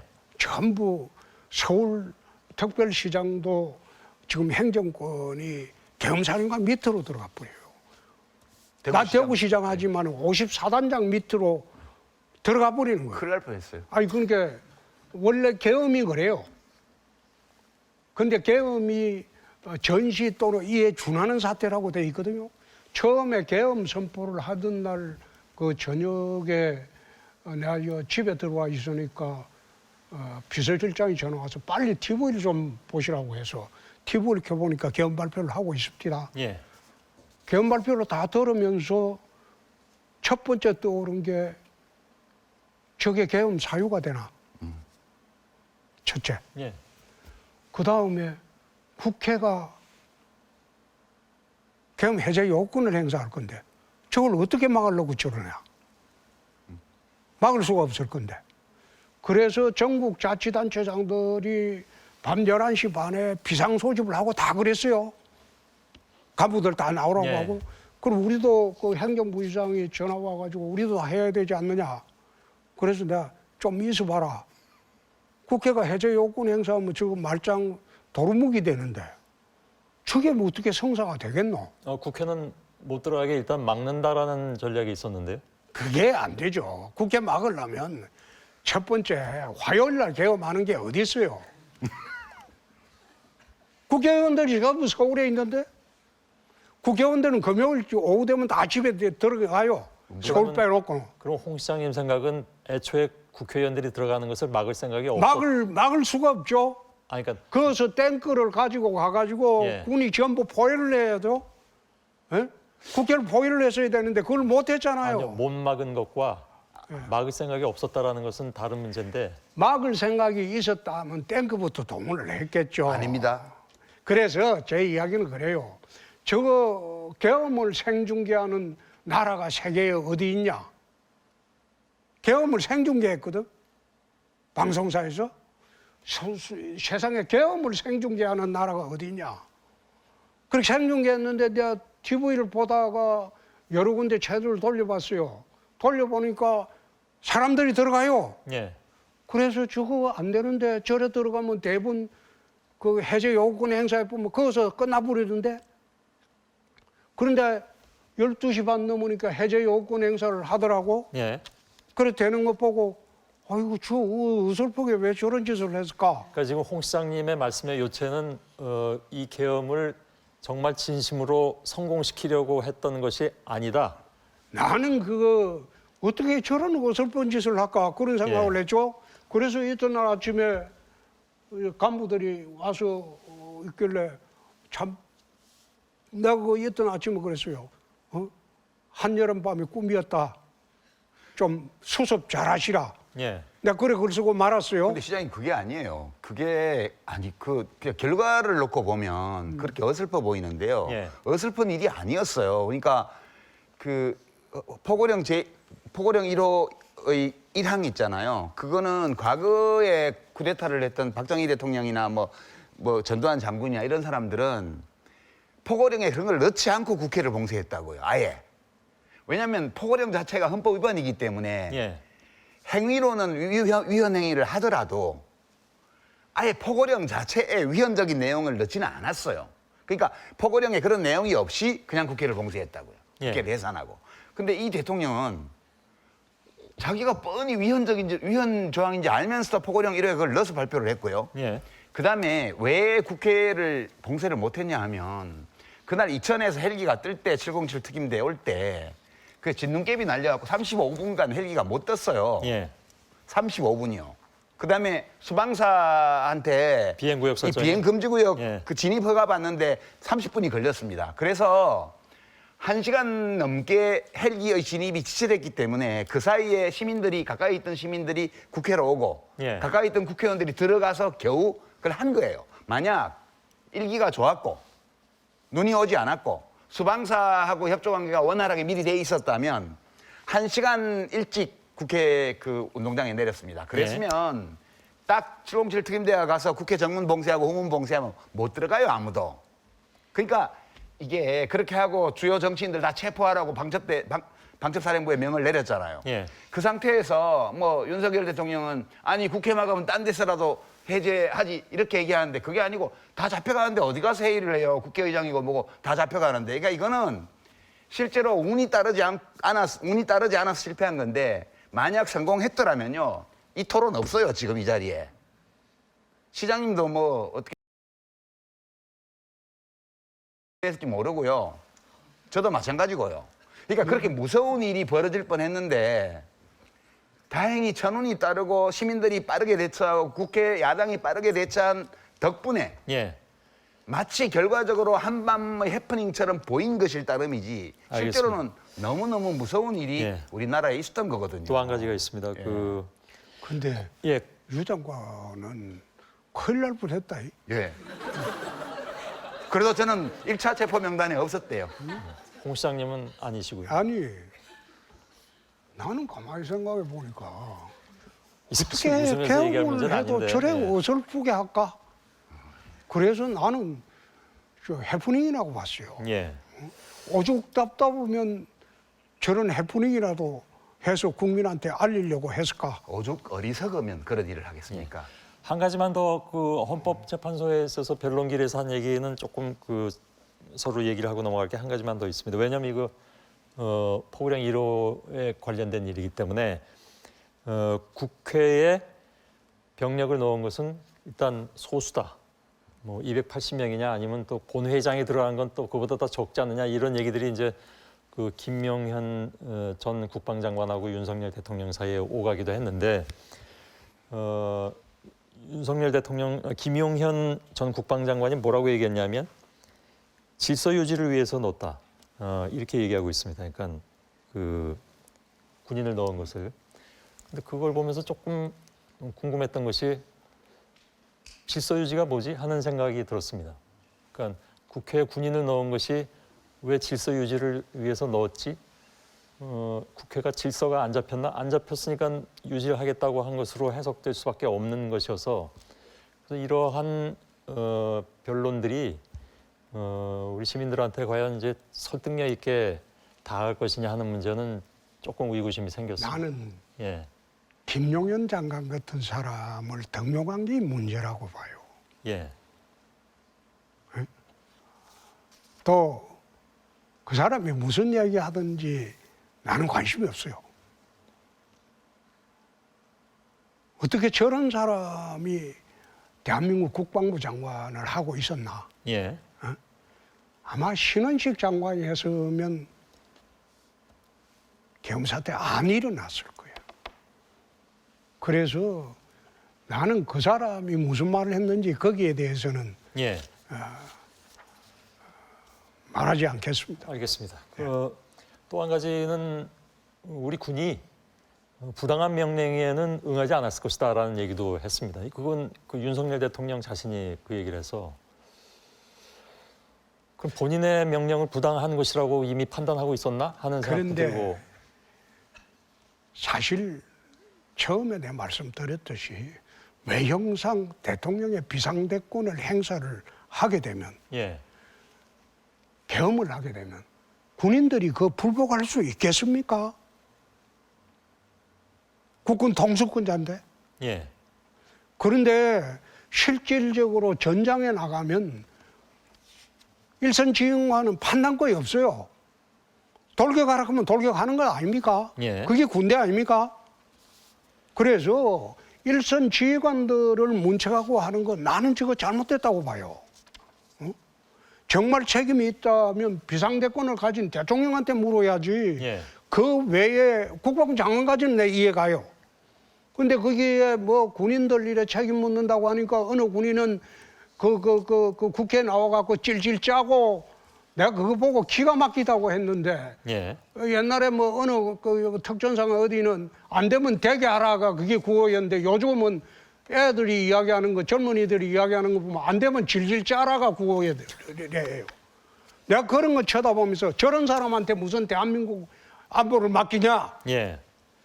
나 그런 생각이 들었어요. 알겠습니다. 그리고 군인들한테 책임 묻고 뭐 하부 그 경찰청장하고 저 뭐 서울청장을 잡아 가두고 나는 그거 옳지 않다고 봐요. 제대로 하려면 대통령한테 책임을 다 물어야지. 그게 정말로 옳다면. 예, 그건 뭐 그래 묻고 밑에서 명령에 따라 움직인 것을 어떻게 그걸 처벌을 할 수 있겠습니까? 알겠습니다. 그건 뭐 법적인 문제가 따로 있는 거니까요. 부하가 예. 특히 작정권이나 경찰권을 가진 이 사람들이 그게 위법하냐 안 하냐. 그 소위 말하면 그 자유당 시절에 예. 최인규 장관이 발포 명령 내렸을 때 발포하고 안 하고 그거는 다른 문제예요. 알겠습니다. 그래서 예, 유 작가께 그런 드리겠습니다. 것까지 다 책임 묻는 거 그거는 나는 잘못된 거 아닌가 그런 말씀하시죠. 생각입니다. 예. 그게요. 이게 법치국가잖아요, 우리나라가. 이 각자가 어떤 일에 대해서 각자의 생각을 가질 수는 있지만 이 헌법과 법률이 규정해놓은 기본 질서가 있습니다. 규칙이요. 이게 보면 이게 형법 87조의 내란죄를 보면 이 내란죄를 범하면 세 종류로 딱 나누게 되어 있습니다. 첫 번째가 우두머리, 이게 윤석열 대통령이고요. 그다음에 모의에 참여하거나 지휘하거나 그 밖에 중요 임무에 종사한 자, 이게 주요 임무 종사자예요. 여기도 5년 이상 징역이에요. 예. 세 번째 부류가 부하수행, 그러니까 시키는 대로 한 거예요. 부하수행도 처벌하도록 되어 있습니다. 실제 12.12, 5.18 관련돼서 부하수행으로 처벌받은 사람들이 있고요.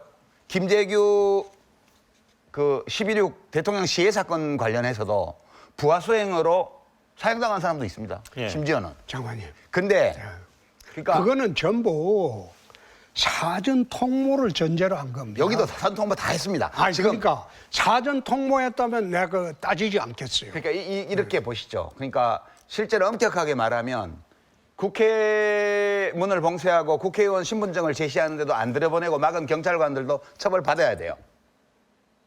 그리고 야간투시경 끼고 국회에 들어간 군인들도 다 처벌받아야 됩니다. 예. 그런데 우리가 이제 이 사태를 겪으면서 이 내란이 왜 실패했을까를 생각을 해보면 우선 시민들이 진짜 훌륭하게 행동했고요. 야당 국회의원들이 제할 일을 했고 일부 여당 의원들이 그걸 함께 했습니다. 그게 우선 드러나는 그런 우리가 칭찬하고 인정해야 예. 마땅할 거고요. 또 하나가요. 매우 소극적으로 행동한 현장의 군인들이 있어요. 그러니까 우리 시장님 말씀대로 전쟁이 벌어져서 적과 전투를 할 때는 아무리 이 명령이 이상해 보여도 공격하라 하면 해야 돼요. 근데 야간 투시경하고 총 들고 갔는데 거기 국회의원들이고 시민들이에요. 그러면 제정신이 있는 군인이라면 그 돌격 앞으로 해도 주저하고 망설이게 돼 있는데요. 저는 그날 군인들 모습에서 그런 거 많이 보였다고 생각하고요. 예. 그다음에 방첩사의 그 법무실장이나 또는 참모장 경우에요. 계속 방첩사령관이 몇 달 전부터 부정선거에 대해서 뭐 조사해오라 그러고 뭐 선관위 서버에 대해서 뭐 보고서 내라 그러는데 이 사람이 그거는 그러니까 똑똑한 사람들은 그렇게 한 거예요. 예. 포고령 이전의 행위를 이유로 해서 개헌 포고령을 근거로 선관위를 압수수색하는 것은 불법이다라고 법무실장 판단했고요.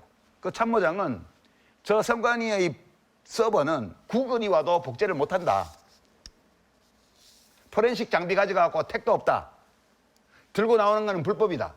이 판단을 그 참모장이 했어요. 예. 그래서 출동하는 인원들 보고 알겠습니다. 응? 다 적절한 지시를 했다고요. 저는 중간 간부를 포함해서 말단에 있는 군인들까지 많은 수의 우리 군인들이 번민하고 주저하고 고민하고 생각했다고 생각해요. 저는 알겠습니다. 이거는 정리해 주시죠. 예, 이게 45년 전의 예. 계엄령 때와 그게 아주 큰 차이였다. 이 부분은요. 예. 제가 홍 시장께 한 가지만 질문 드리면서 넘어갔으면 좋겠습니다.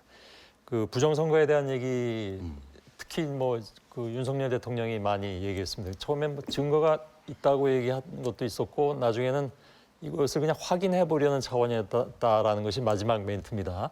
현재까지로서는 홍 시장께서는 뭐 많은 선거 치러 보셨으니까 이 부정선거론에 대해서 일단 동의를 하십니까?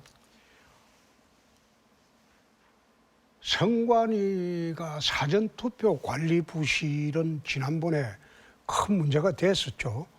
바구니 투표 사건이라든지 사전투표하는 장소에 CCTV를 설치하지 않았다. 예. 그래서 그 누가 투표함을 바꿔치게 했는지 그것도 알 수 없다. 여러 가지 관리 부실은 있었어요. 그리고 선관위가 또 채용 과정의 비리가 너무나 심각해가지고 예. 선관위 전체가 문제된 적도 있었죠.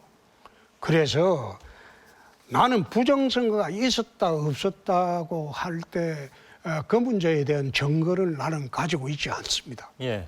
그래서 증거를 나는 가지고 있지 않기 때문에 내가 부정선거가 있었다 없었다 말할 입장이 안 됩니다. 예. 그러나 이번에 대통령조차도 부정선거에 대한 강한 의혹을 갖고 계엄에 상당한 이유가 됐다.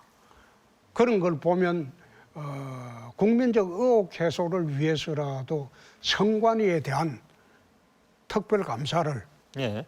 국회가 하든지 감사원이 하든지 해야 되지 않느냐.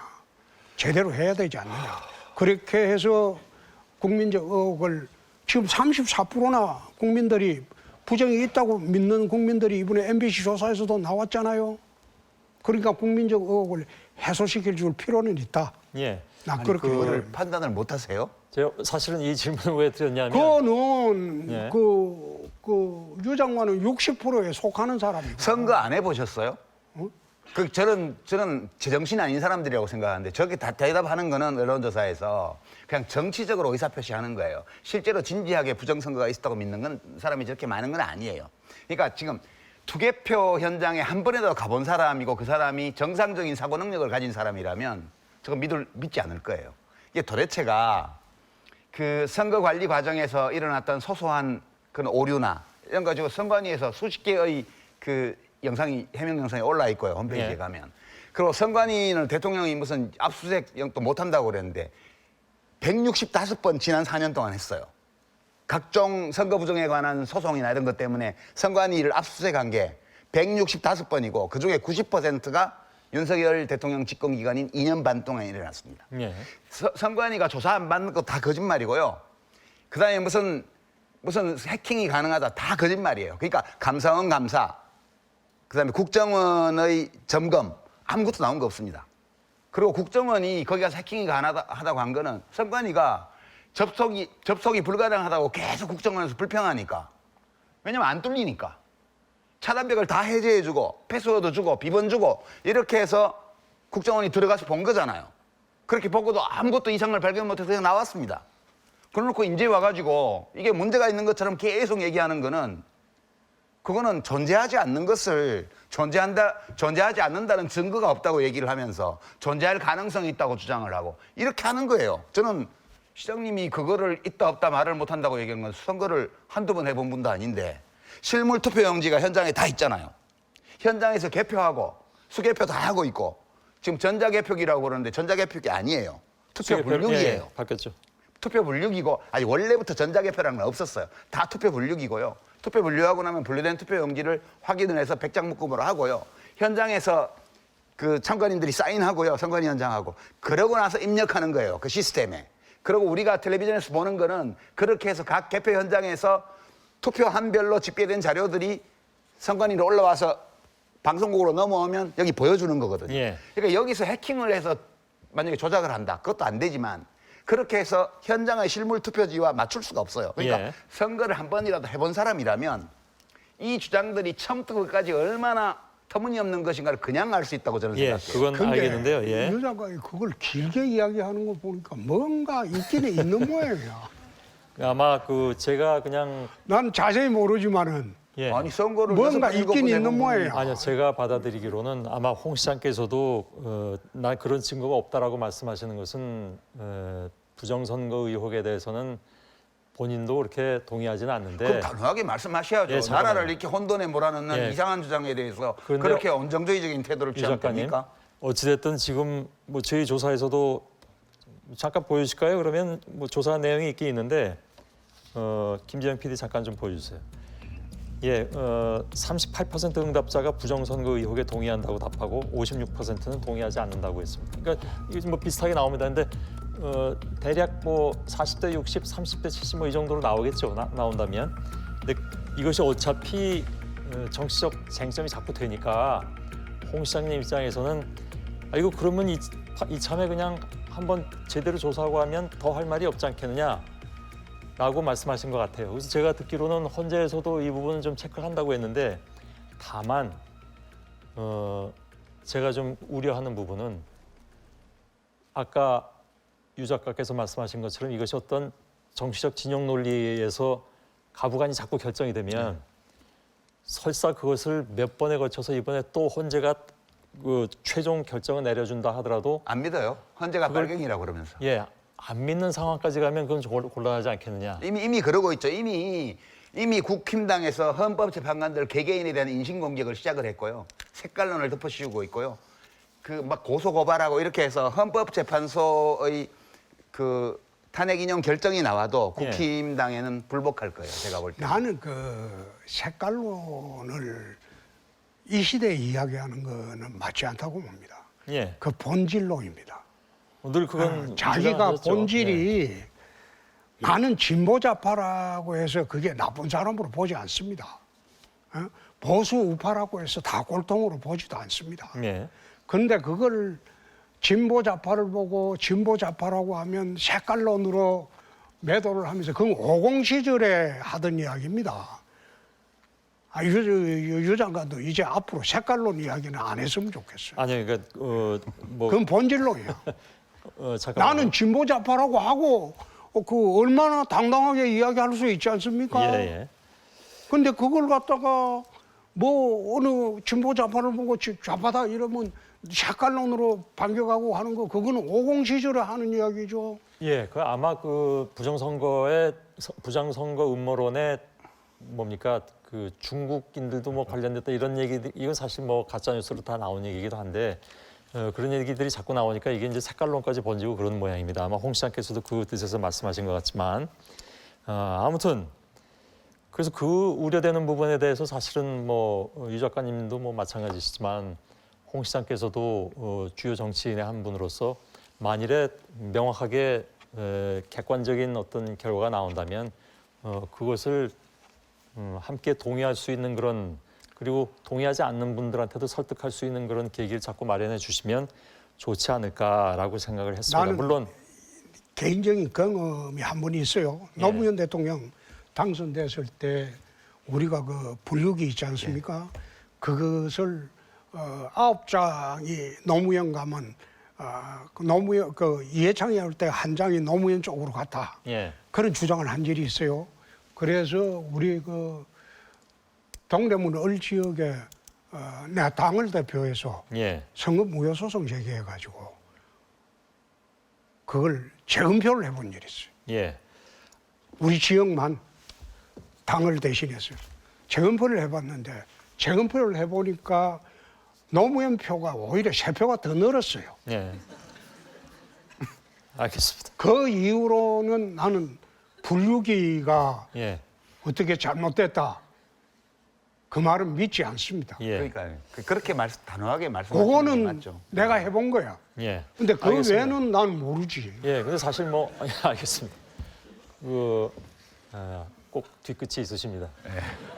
근데 사실 뭐 이걸 그냥 완전 중립으로 얘기하자면 결과 나와서 결과가 또 반대로 나올 수도 있는 것이죠라고 얘기할 수도 있는 건데 다만 지금까지 나왔던 여러 가지 얘기들을 종합해 보면 이른바 그냥 음모론으로 끝나는 것이 아니냐 하는 생각들을 많이들 가지고 계시기 때문에 말씀드린 겁니다. 예, 알겠습니다.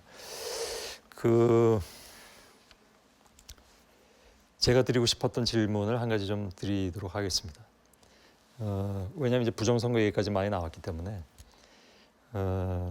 윤 대통령의 주장을 종합하면 야당의 횡포 때문에 그리고 또 한 가지 이제 이른바 종북 반국가 세력 때문에 민주주의가 위협받고 있다. 거기다가 이제 부정선거까지 의심이 많이 되니까 이번에도 제일 먼저 선관위까지 침입해서 들어갔고 그래 더욱 더 이분이 얘기하는 그 자유민주주의가 위협받고 있다고 본인이 그렇게 생각하고 있다는 거 아니겠습니까? 그래서 제가 처음에 말씀드릴 때 지난 2달 동안 우리가 어느 때보다도 민주주의라는 것에 대해서 깊이 생각하지 않을 수 없었던 그런 시기였다고 이제 말씀을 드렸습니다. 지난 2달 동안이. 앞으로도 또 그렇겠습니다만. 특히나 뭐 이제 계엄이나 아니면 내란 혐의에 대해서도 여론조사의 어떤 동향이 변하고 있다고 해서 그래서 제가 든 생각이 사람들이 생각하는 민주주의는 서로 다른 것인가 하는 생각을 좀 해봤습니다. 그래서 그에 대한 말씀을 뭐 짧게나마 두 분께 좀 들었으면 좋겠는데 두 분한테 민주주의는 무엇인가? 그러니까 지금 왜 우리가 이 문제를 가지고 두 달 동안 계엄이니 내란이니 이런 평소에 생각하지 않았던 부분들을 생각해야만 하는가 하는 부분입니다. 이것도 그러면 원하시니까 예. 유적각께 먼저 드리겠습니다. 민주주의는 학술적으로 뭐 혹은 경험적으로 여러 정의가 있는데 예. 저한테 뭐냐 이렇게 물으셨으니까 저한테 제가 생각할 때 민주주의는 나한테 뭐지? 이게 왜 나한테 중요하지? 이렇게 생각해 보면 공존의 기술이라고 생각해요. 예. 그러니까 세상에는 우리가 이제 이 사회성 동물이라 집단을 이루고 살아갈 수밖에 없는데요.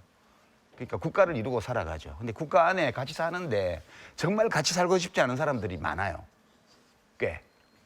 우리 홍 시장님 정도는 제가 어느 정도 이렇게 잘 지낼 수 있는데 정말 더 이렇게 간 분들은 정말 한 하늘 아래에 살기 싫어요. 그분들도 저를 보면서 그럴 수 있다고 저는 생각해요. 근데 우리가 각각 국가를 만들 수는 없어요. 한 국가 안에 살아야 돼요. 그래서 어떻게 우리가 서로 싸우기는 싸우더라도 서로 죽이지 않고 말살하지 않으면서 때로 다투어가면서 예. 또 어떻게 같이 살아가지? 라고 생각할 때 그 방법이 민주주의 아니야? 그러니까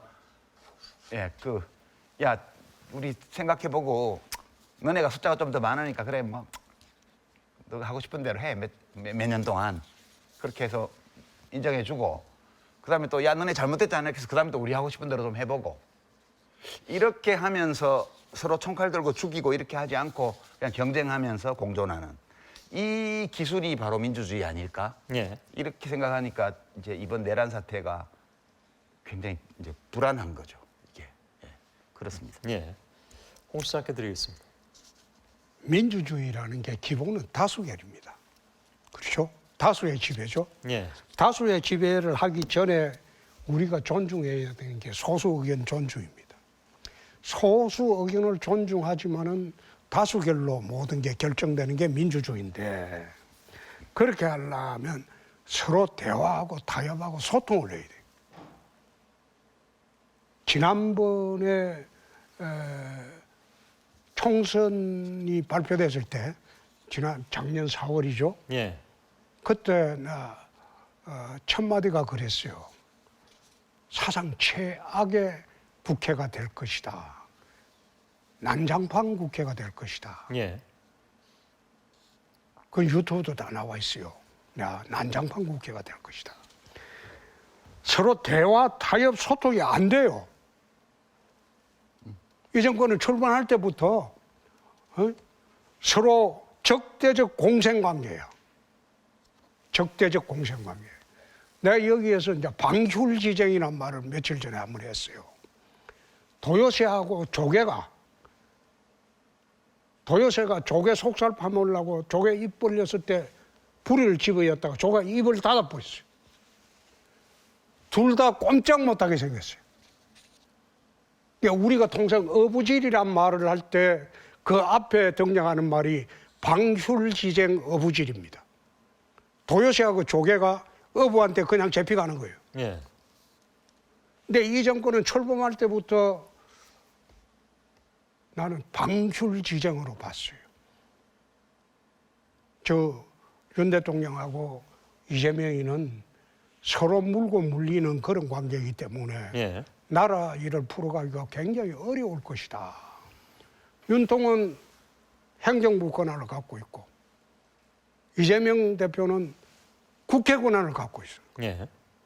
이 충돌만 하는 거예요. 타협의 여지가 없어요. 결국 내란도 그런 와중에서 생겨난 게 아닌가. 국가적 혼란도.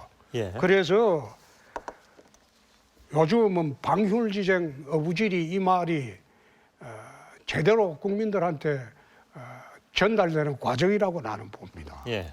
알겠습니다. 그런데 이제 큰 틀에서는 동의하는데요.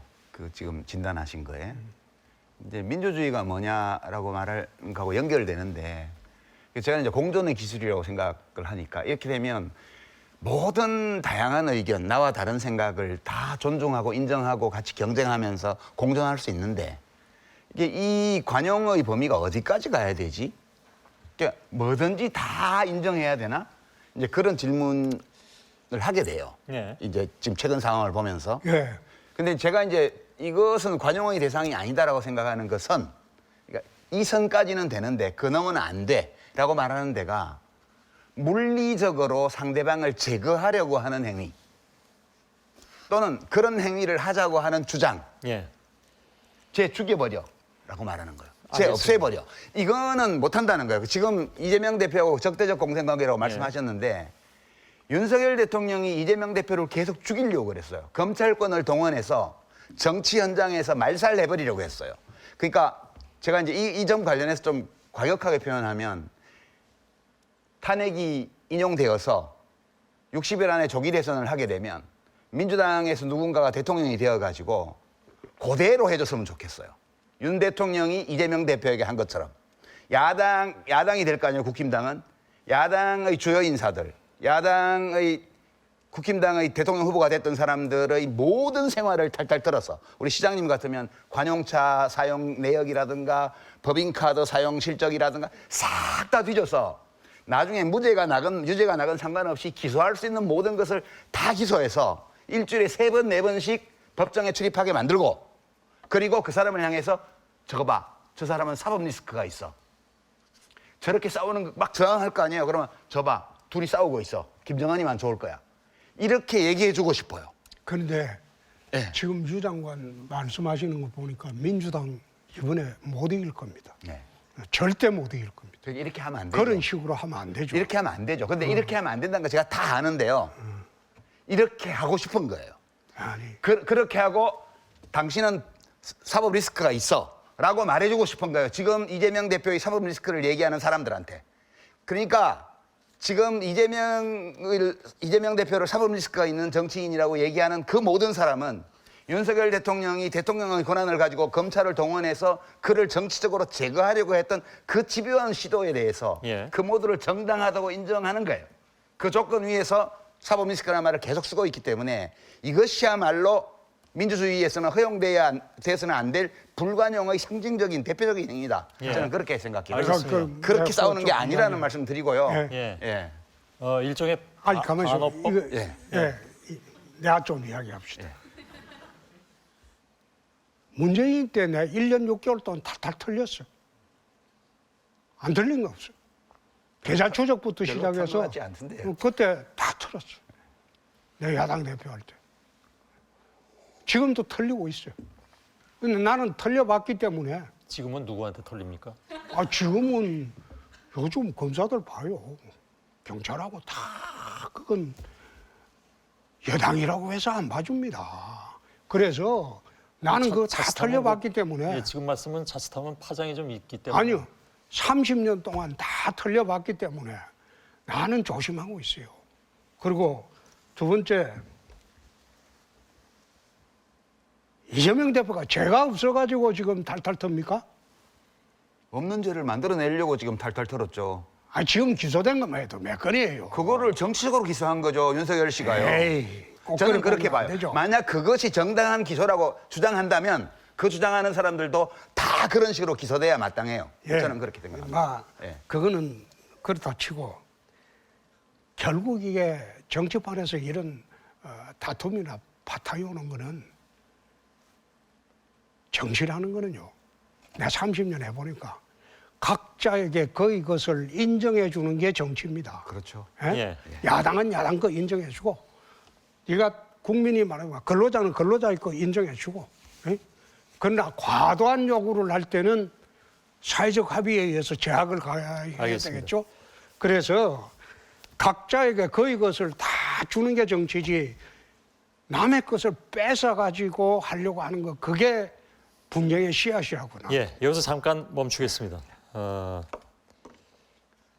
이 관련된 얘기는 어차피 또 해야 되는 상황이라서 근데 뭐 시간도 이렇게 많지는 않고 근데 두 분이 나오신다니까 광고가 많이 붙어서 1분 동안 1분만 중간 광고 보고 오겠습니다. 예. 그러면 내친 김에 그냥 이 질문을 그 마지막 부분에 드릴까 했는데 두 분이 이렇게 열띠게 말씀하셨기 때문에 이 질문까지 붙여서 드리겠습니다.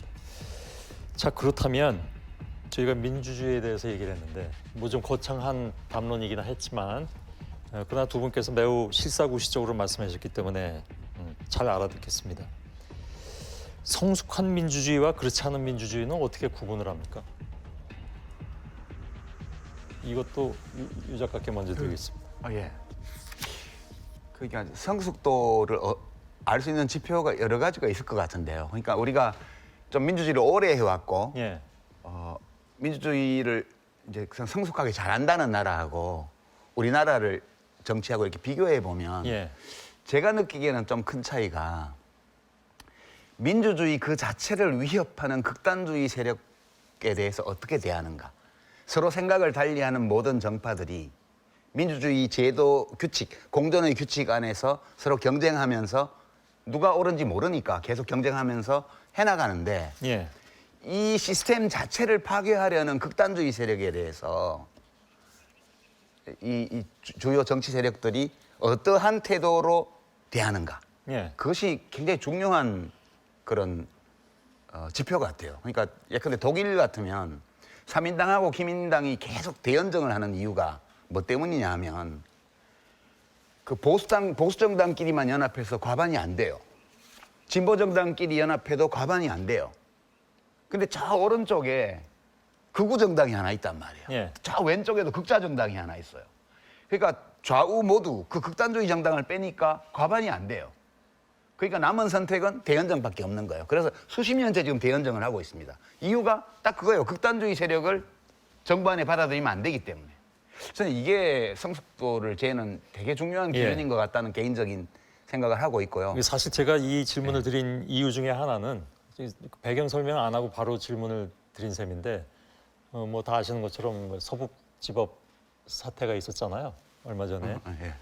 그건 뭐 누가 봐도 좀 극단적인 행동이었고 그건 뭐 여당에서도 거기에 찬성하지 않. 뭐 일부 의원들은 선처해달라는 얘기까지 하고 뭐 그러긴 했지만 그러한 것들이 향후에 우리의 정치, 우리 한국 사회에 어느 정도까지 용인될 수 있느냐? 아니면 근데 여기 그 제가 여론조사한 게 있는데요. 잠깐 좀 보겠습니다.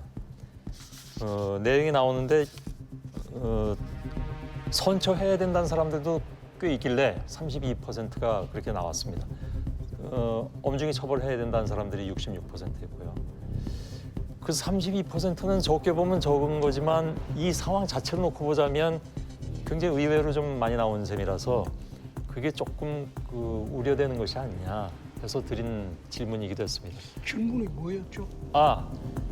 이 민주주의라는 우리가 애지중지하는 이 체제가 과연 잘 작동을 했느냐, 그러니까 어디까지가 성숙한 민주주의고 아니냐 하는 질문을 드렸고 그 배경은 서부지법 사태였다라는 것을 말씀드렸습니다.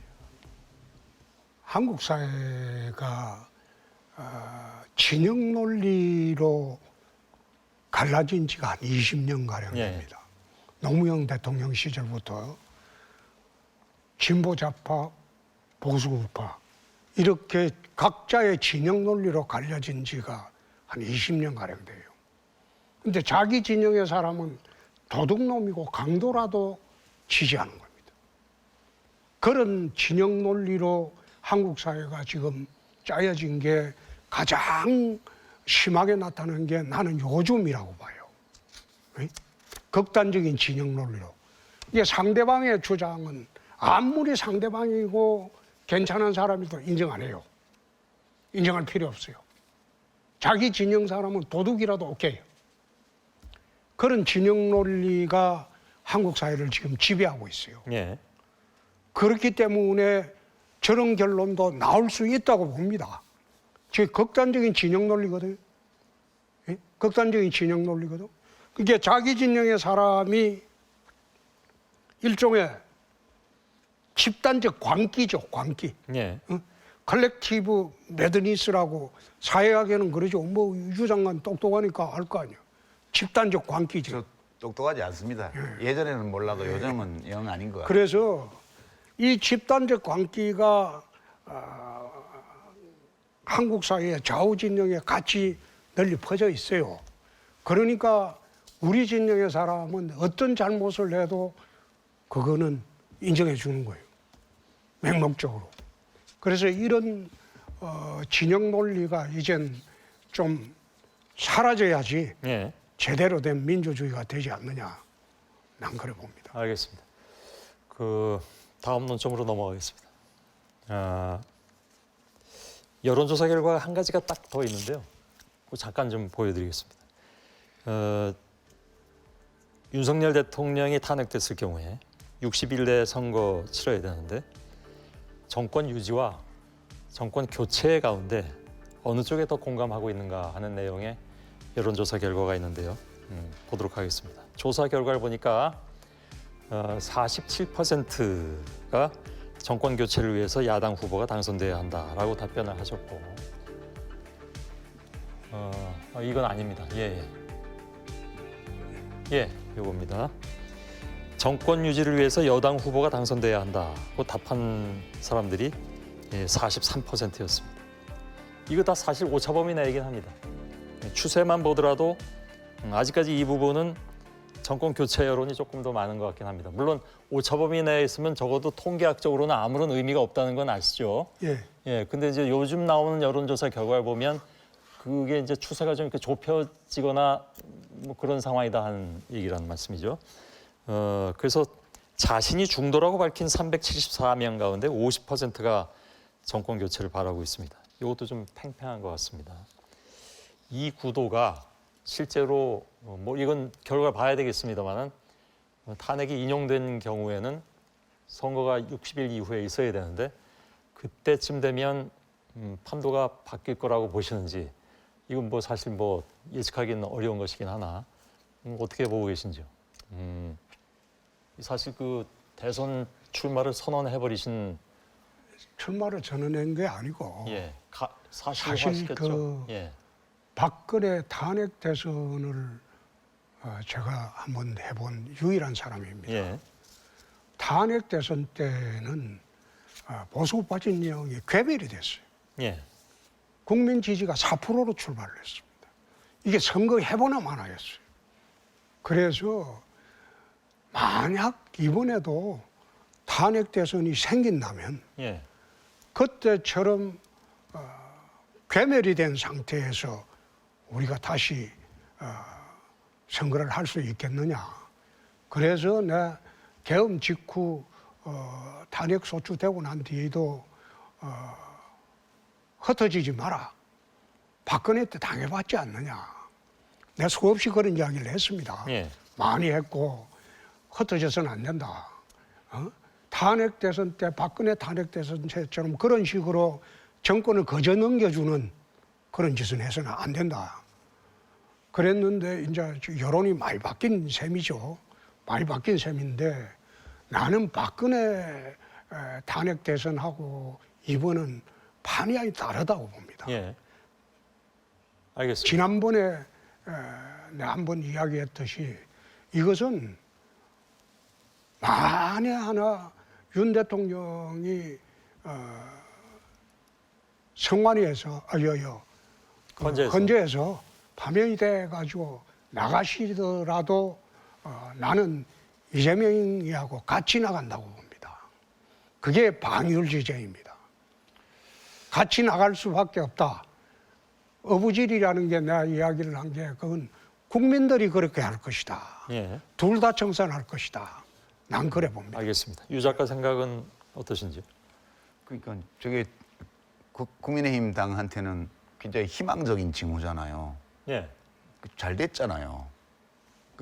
자꾸 탄핵 가로막지 말고 빨리 탄핵 인용되게 협조하고 밖에서 분위기도 꾸고 지금 여론이 언제 변할지 모르기 때문에 이렇게 좋을 때 빨리빨리 해가지고 대선해야 돼요. 그래서 희망을 가지고 힘차게 하시라. 그렇게 저는 말씀드리고 싶고요. 그다음에 그건 조롱하는 거고 제대로 이야기를 해주셔야지. 아니, 그러니까 제가 이제 제대로 얘기하면 지금부터 나갑니다. 저렇게 돼 있으니까 예. 계속 극우적인 태도를 이제는 안 해도 되지 않냐. 왜 주요 정치인들이 전부 탄핵을 반대하고 윤 대통령 옹호하고 왜 그러고 있을까? 심지어는 서부지법 폭력 사태까지 옹호하는 이 지경에 왜 이르렀을까? 이렇게 보면 이 여론조사 표에는 안 나타납니다만 예. 세부 내용을 뜯어보면요. 국민의힘 지지층의 대다수가 탄핵이 기각돼야 된다고 얘기를 하고 윤 대통령이 복귀해야 된다고 얘기를 하고 그렇게 얘기합니다. 예. 그러니까 그 지금 당심과 지지층이 일단 이 데이터상으로는 그렇게 가 있기 때문에 이제 속으로는 탄핵 인용될 거야 라고 생각하면서 조기 대선을 물밑에서 준비하는 분들이 이 당심에 다가서기 위해서 예. 과격한 언사를 하는 거예요. 이 탄핵에 관해 가지고. 그다음에 당권을 염두에 두고 있는 주요 정치인들도 마찬가지로 하고 있어요. 그래서 그렇게 하고 있기 때문에 지금 표면상 저렇게 극단적으로 생각하는 유권자가 많은 것처럼 지금 보이게끔 돼 있습니다. 예. 그래서 이 점이 이걸 부추기는 메커니즘으로 돼 있어서 이거는 해로워요, 우리 정치에. 그러지 말고 깔끔하게 헌법재판소의 결정을 받아들인다 이런 입장으로 하고 협조하고요. 그다음에 대선 준비를 하시는 게 좋을 것 같아요. 예. 그렇게 하고 그냥 이재명 끌어안고 자꾸 끌고 들어가시지 말고 좋은 후보 내고 좋은 정책 내고 그러고 자당의 배출한 대통령이 2번 연속 탄핵되고 구속되고 이런 거에 대해서 사과 깔끔하게 하고 예. 새 출발하겠다고 선언하고 그렇게 해서 아까 홍 실장님 말씀하신 것처럼 여당은 여당대로 야당은 야당대로 보수는 보수대로 진보는 진보대로 각자의 몫을 가지면서 서로 경쟁하고 공존할 수 있도록 해나가겠다. 이렇게 하세요. 그러면 근데 다 잘 될 거예요. 꼭 예. 하시는 말씀 보면 자기한테 불리한 거는 전부 여론조사가 엉터리래요. 엉터리라고 안 그랬습니다. 아니, 좋잖아요. 사실 엉터리지. 저를 이야기하는 거 보면 저거는 잘못된 여론조사다 그 뜻 아닙니까? 아니죠. 그래 이야기하면 안 되고. 여론조사 결과 자체가 저렇게 나온다는 거는 누구나 다 인정하는 거예요. 다만 어떤 데이터가 우리가 직관적으로 경험적으로 내리고 있는 추론할 수 있는 판단과 어긋날 때 그럴 때 데이터가 왜 저렇게 나올까를 생각해 보자는 거죠. 그러니까 저는 저의 직관적 경험적 판단은 이렇게 내란을 일으켜서 탄핵당하고 파면된 대통령을 배출한 정당이 또 집권하는 것은 일어나기 어려운 일이다. 저는 예. 기본적으로 그렇게 생각하는 입장이에요. 알겠습니다. 근데 차기 대선은 안 하는 게 좋겠죠. 정상적으로 운영이 되는 게 그게 맞겠죠. 뭐가요? 그것이 그러니까 탄핵이 탄핵 인용이 기각되고 안 되시길 바란다는 말씀. 안 돼요. 제대로 저분이 복귀돼서 다시 하는 게 대통령이 좋겠죠. 가면 나라 망해요, 진짜. 그거는 예. 망할지 안 망할지는 나중에 지켜봐야 되고. 예. 그런데 만에 하나 박근혜 때처럼 우리가 일방적으로 문재인이한테 거저 정권 주는 그런 형식의 대선은 안 될 것이라는 거예요. 예. 예. 뭐 내친 김에 한 가지만 더 하고 저 6조 안 남았는데. 아닙니다. 저건 예 그냥 제가 좀 판단하도록 하겠습니다.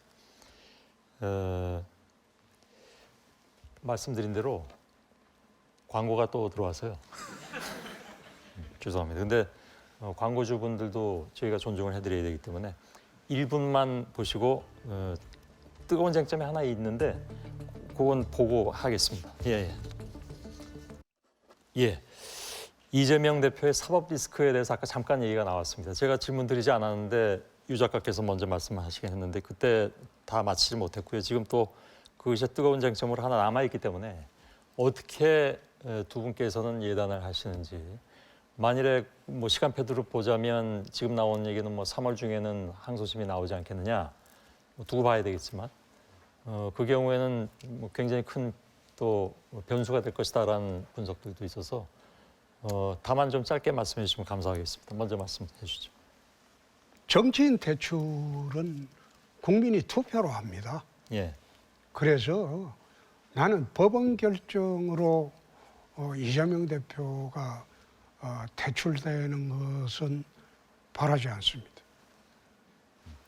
예. 정치인 진퇴는 국민이 투표로서 결정합니다. 사실 이 말씀은 홍 시장께서 전에도 했습니다. 일관되게 해오신 말씀이긴 합니다. 예, 말씀하시죠. 되게 원칙적으로 옳은 말씀이시고요. 다만 이제 이재명 대표가 뭐 법원에서 어떻게 될 거냐 그 점칠 수 없죠. 우리나라는 사법부라는 거 존재하지 않고요. 개별 판사만 존재합니다. 예. 한 3천여 명의.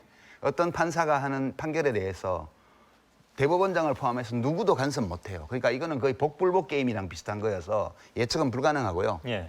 다만 이재명 대표가 테러에서도 살아남았고요. 그 와중에도 총선을 지휘해서 대성을 거두었고요. 그 야권 지지층에서는 압도적으로 차기 대선 후보로 조기 대선이 있든 없든 상관없이 이재명 대표를 밀고 있는 예. 상황이에요. 그래서 저는 뭐 그 길로 가게 될 것이라고 보고요.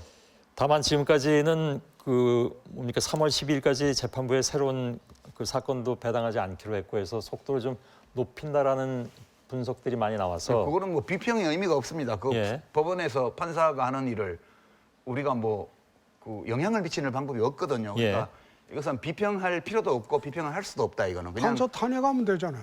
예? 판사 탄핵하면 되죠. 그런 적이 없습니다. 윤 대통령처럼 뭐 야당 대표 무죄 줬다고 판사 잡아오라고 그러고 그런 짓 안 하거든요. 안 하고 판사 지난번에 탄핵하려고 했잖아요. 만약 이 진보 쪽의 인사가 대통령에 대해서 그런 짓을 하면 저부터가 비난이 아니라 돌 던질 거예요. 던질 예. 거고요.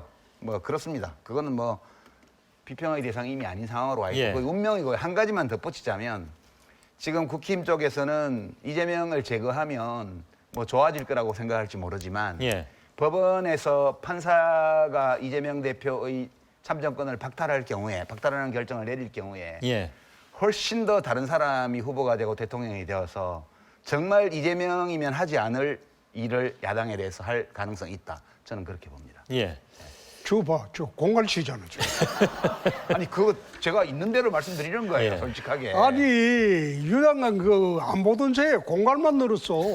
제가 안 보는 사이에 시장님은 더 너그러워지셨더라고요. 예. 이 토론을 뭐 뒤끝 토론이라고 해야 되는지 잘 모르겠는데 아무튼 오늘 토론 잘 봤습니다. 잘 들었습니다. 사자성어도 오늘 새롭게 잘 배웠습니다. 예. 새롭게 쓴 게 아니고 그 알겠습니다. 진작 쓴 거예요. 저는 새롭게 잘 들었습니다. 페이스북을 안 보시고만 지금. 기회 되는 대로 보겠습니다. 오늘 두 분의 토론 여기서 마치겠습니다. 미흡한 부분에 대해서는 시청자 여러분께서 마저 토론해 주시리라고 믿습니다. 오늘 서울 저녁이고 정치 얘기가 혹시 머리를 무겁게 하셨다면 한 5분 쉬셨다가 마저 백내에서 토론해 주셔도 좋을 것 같습니다. 다만 두 분처럼 사이좋게 토론하셨으면 좋겠다는 생각도 들고요. 오늘 수요일이지만 다음 주부터 질문들은 매주 화요일 밤 9시에 여러분들을 찾아뵙습니다. 다음 주 손님은 우원식 국회의장입니다. 계엄 당시와 그 이후의 전국 상황에 대해서 아마 많은 얘기들이 나올 수 있으리라고 봅니다. 국회 수장이시기도 하니까요. 여러분 설날 저녁을 이렇게 함께 해주셔서 깊이 감사드립니다. 다시 한번 말씀드리되 새해에는 몸과 마음이 평안하시기를 바라겠습니다. 다음 주 화요일 밤 9시에 뵙겠습니다. 두 분 오늘 고맙습니다. 수고하셨습니다. 고맙습니다.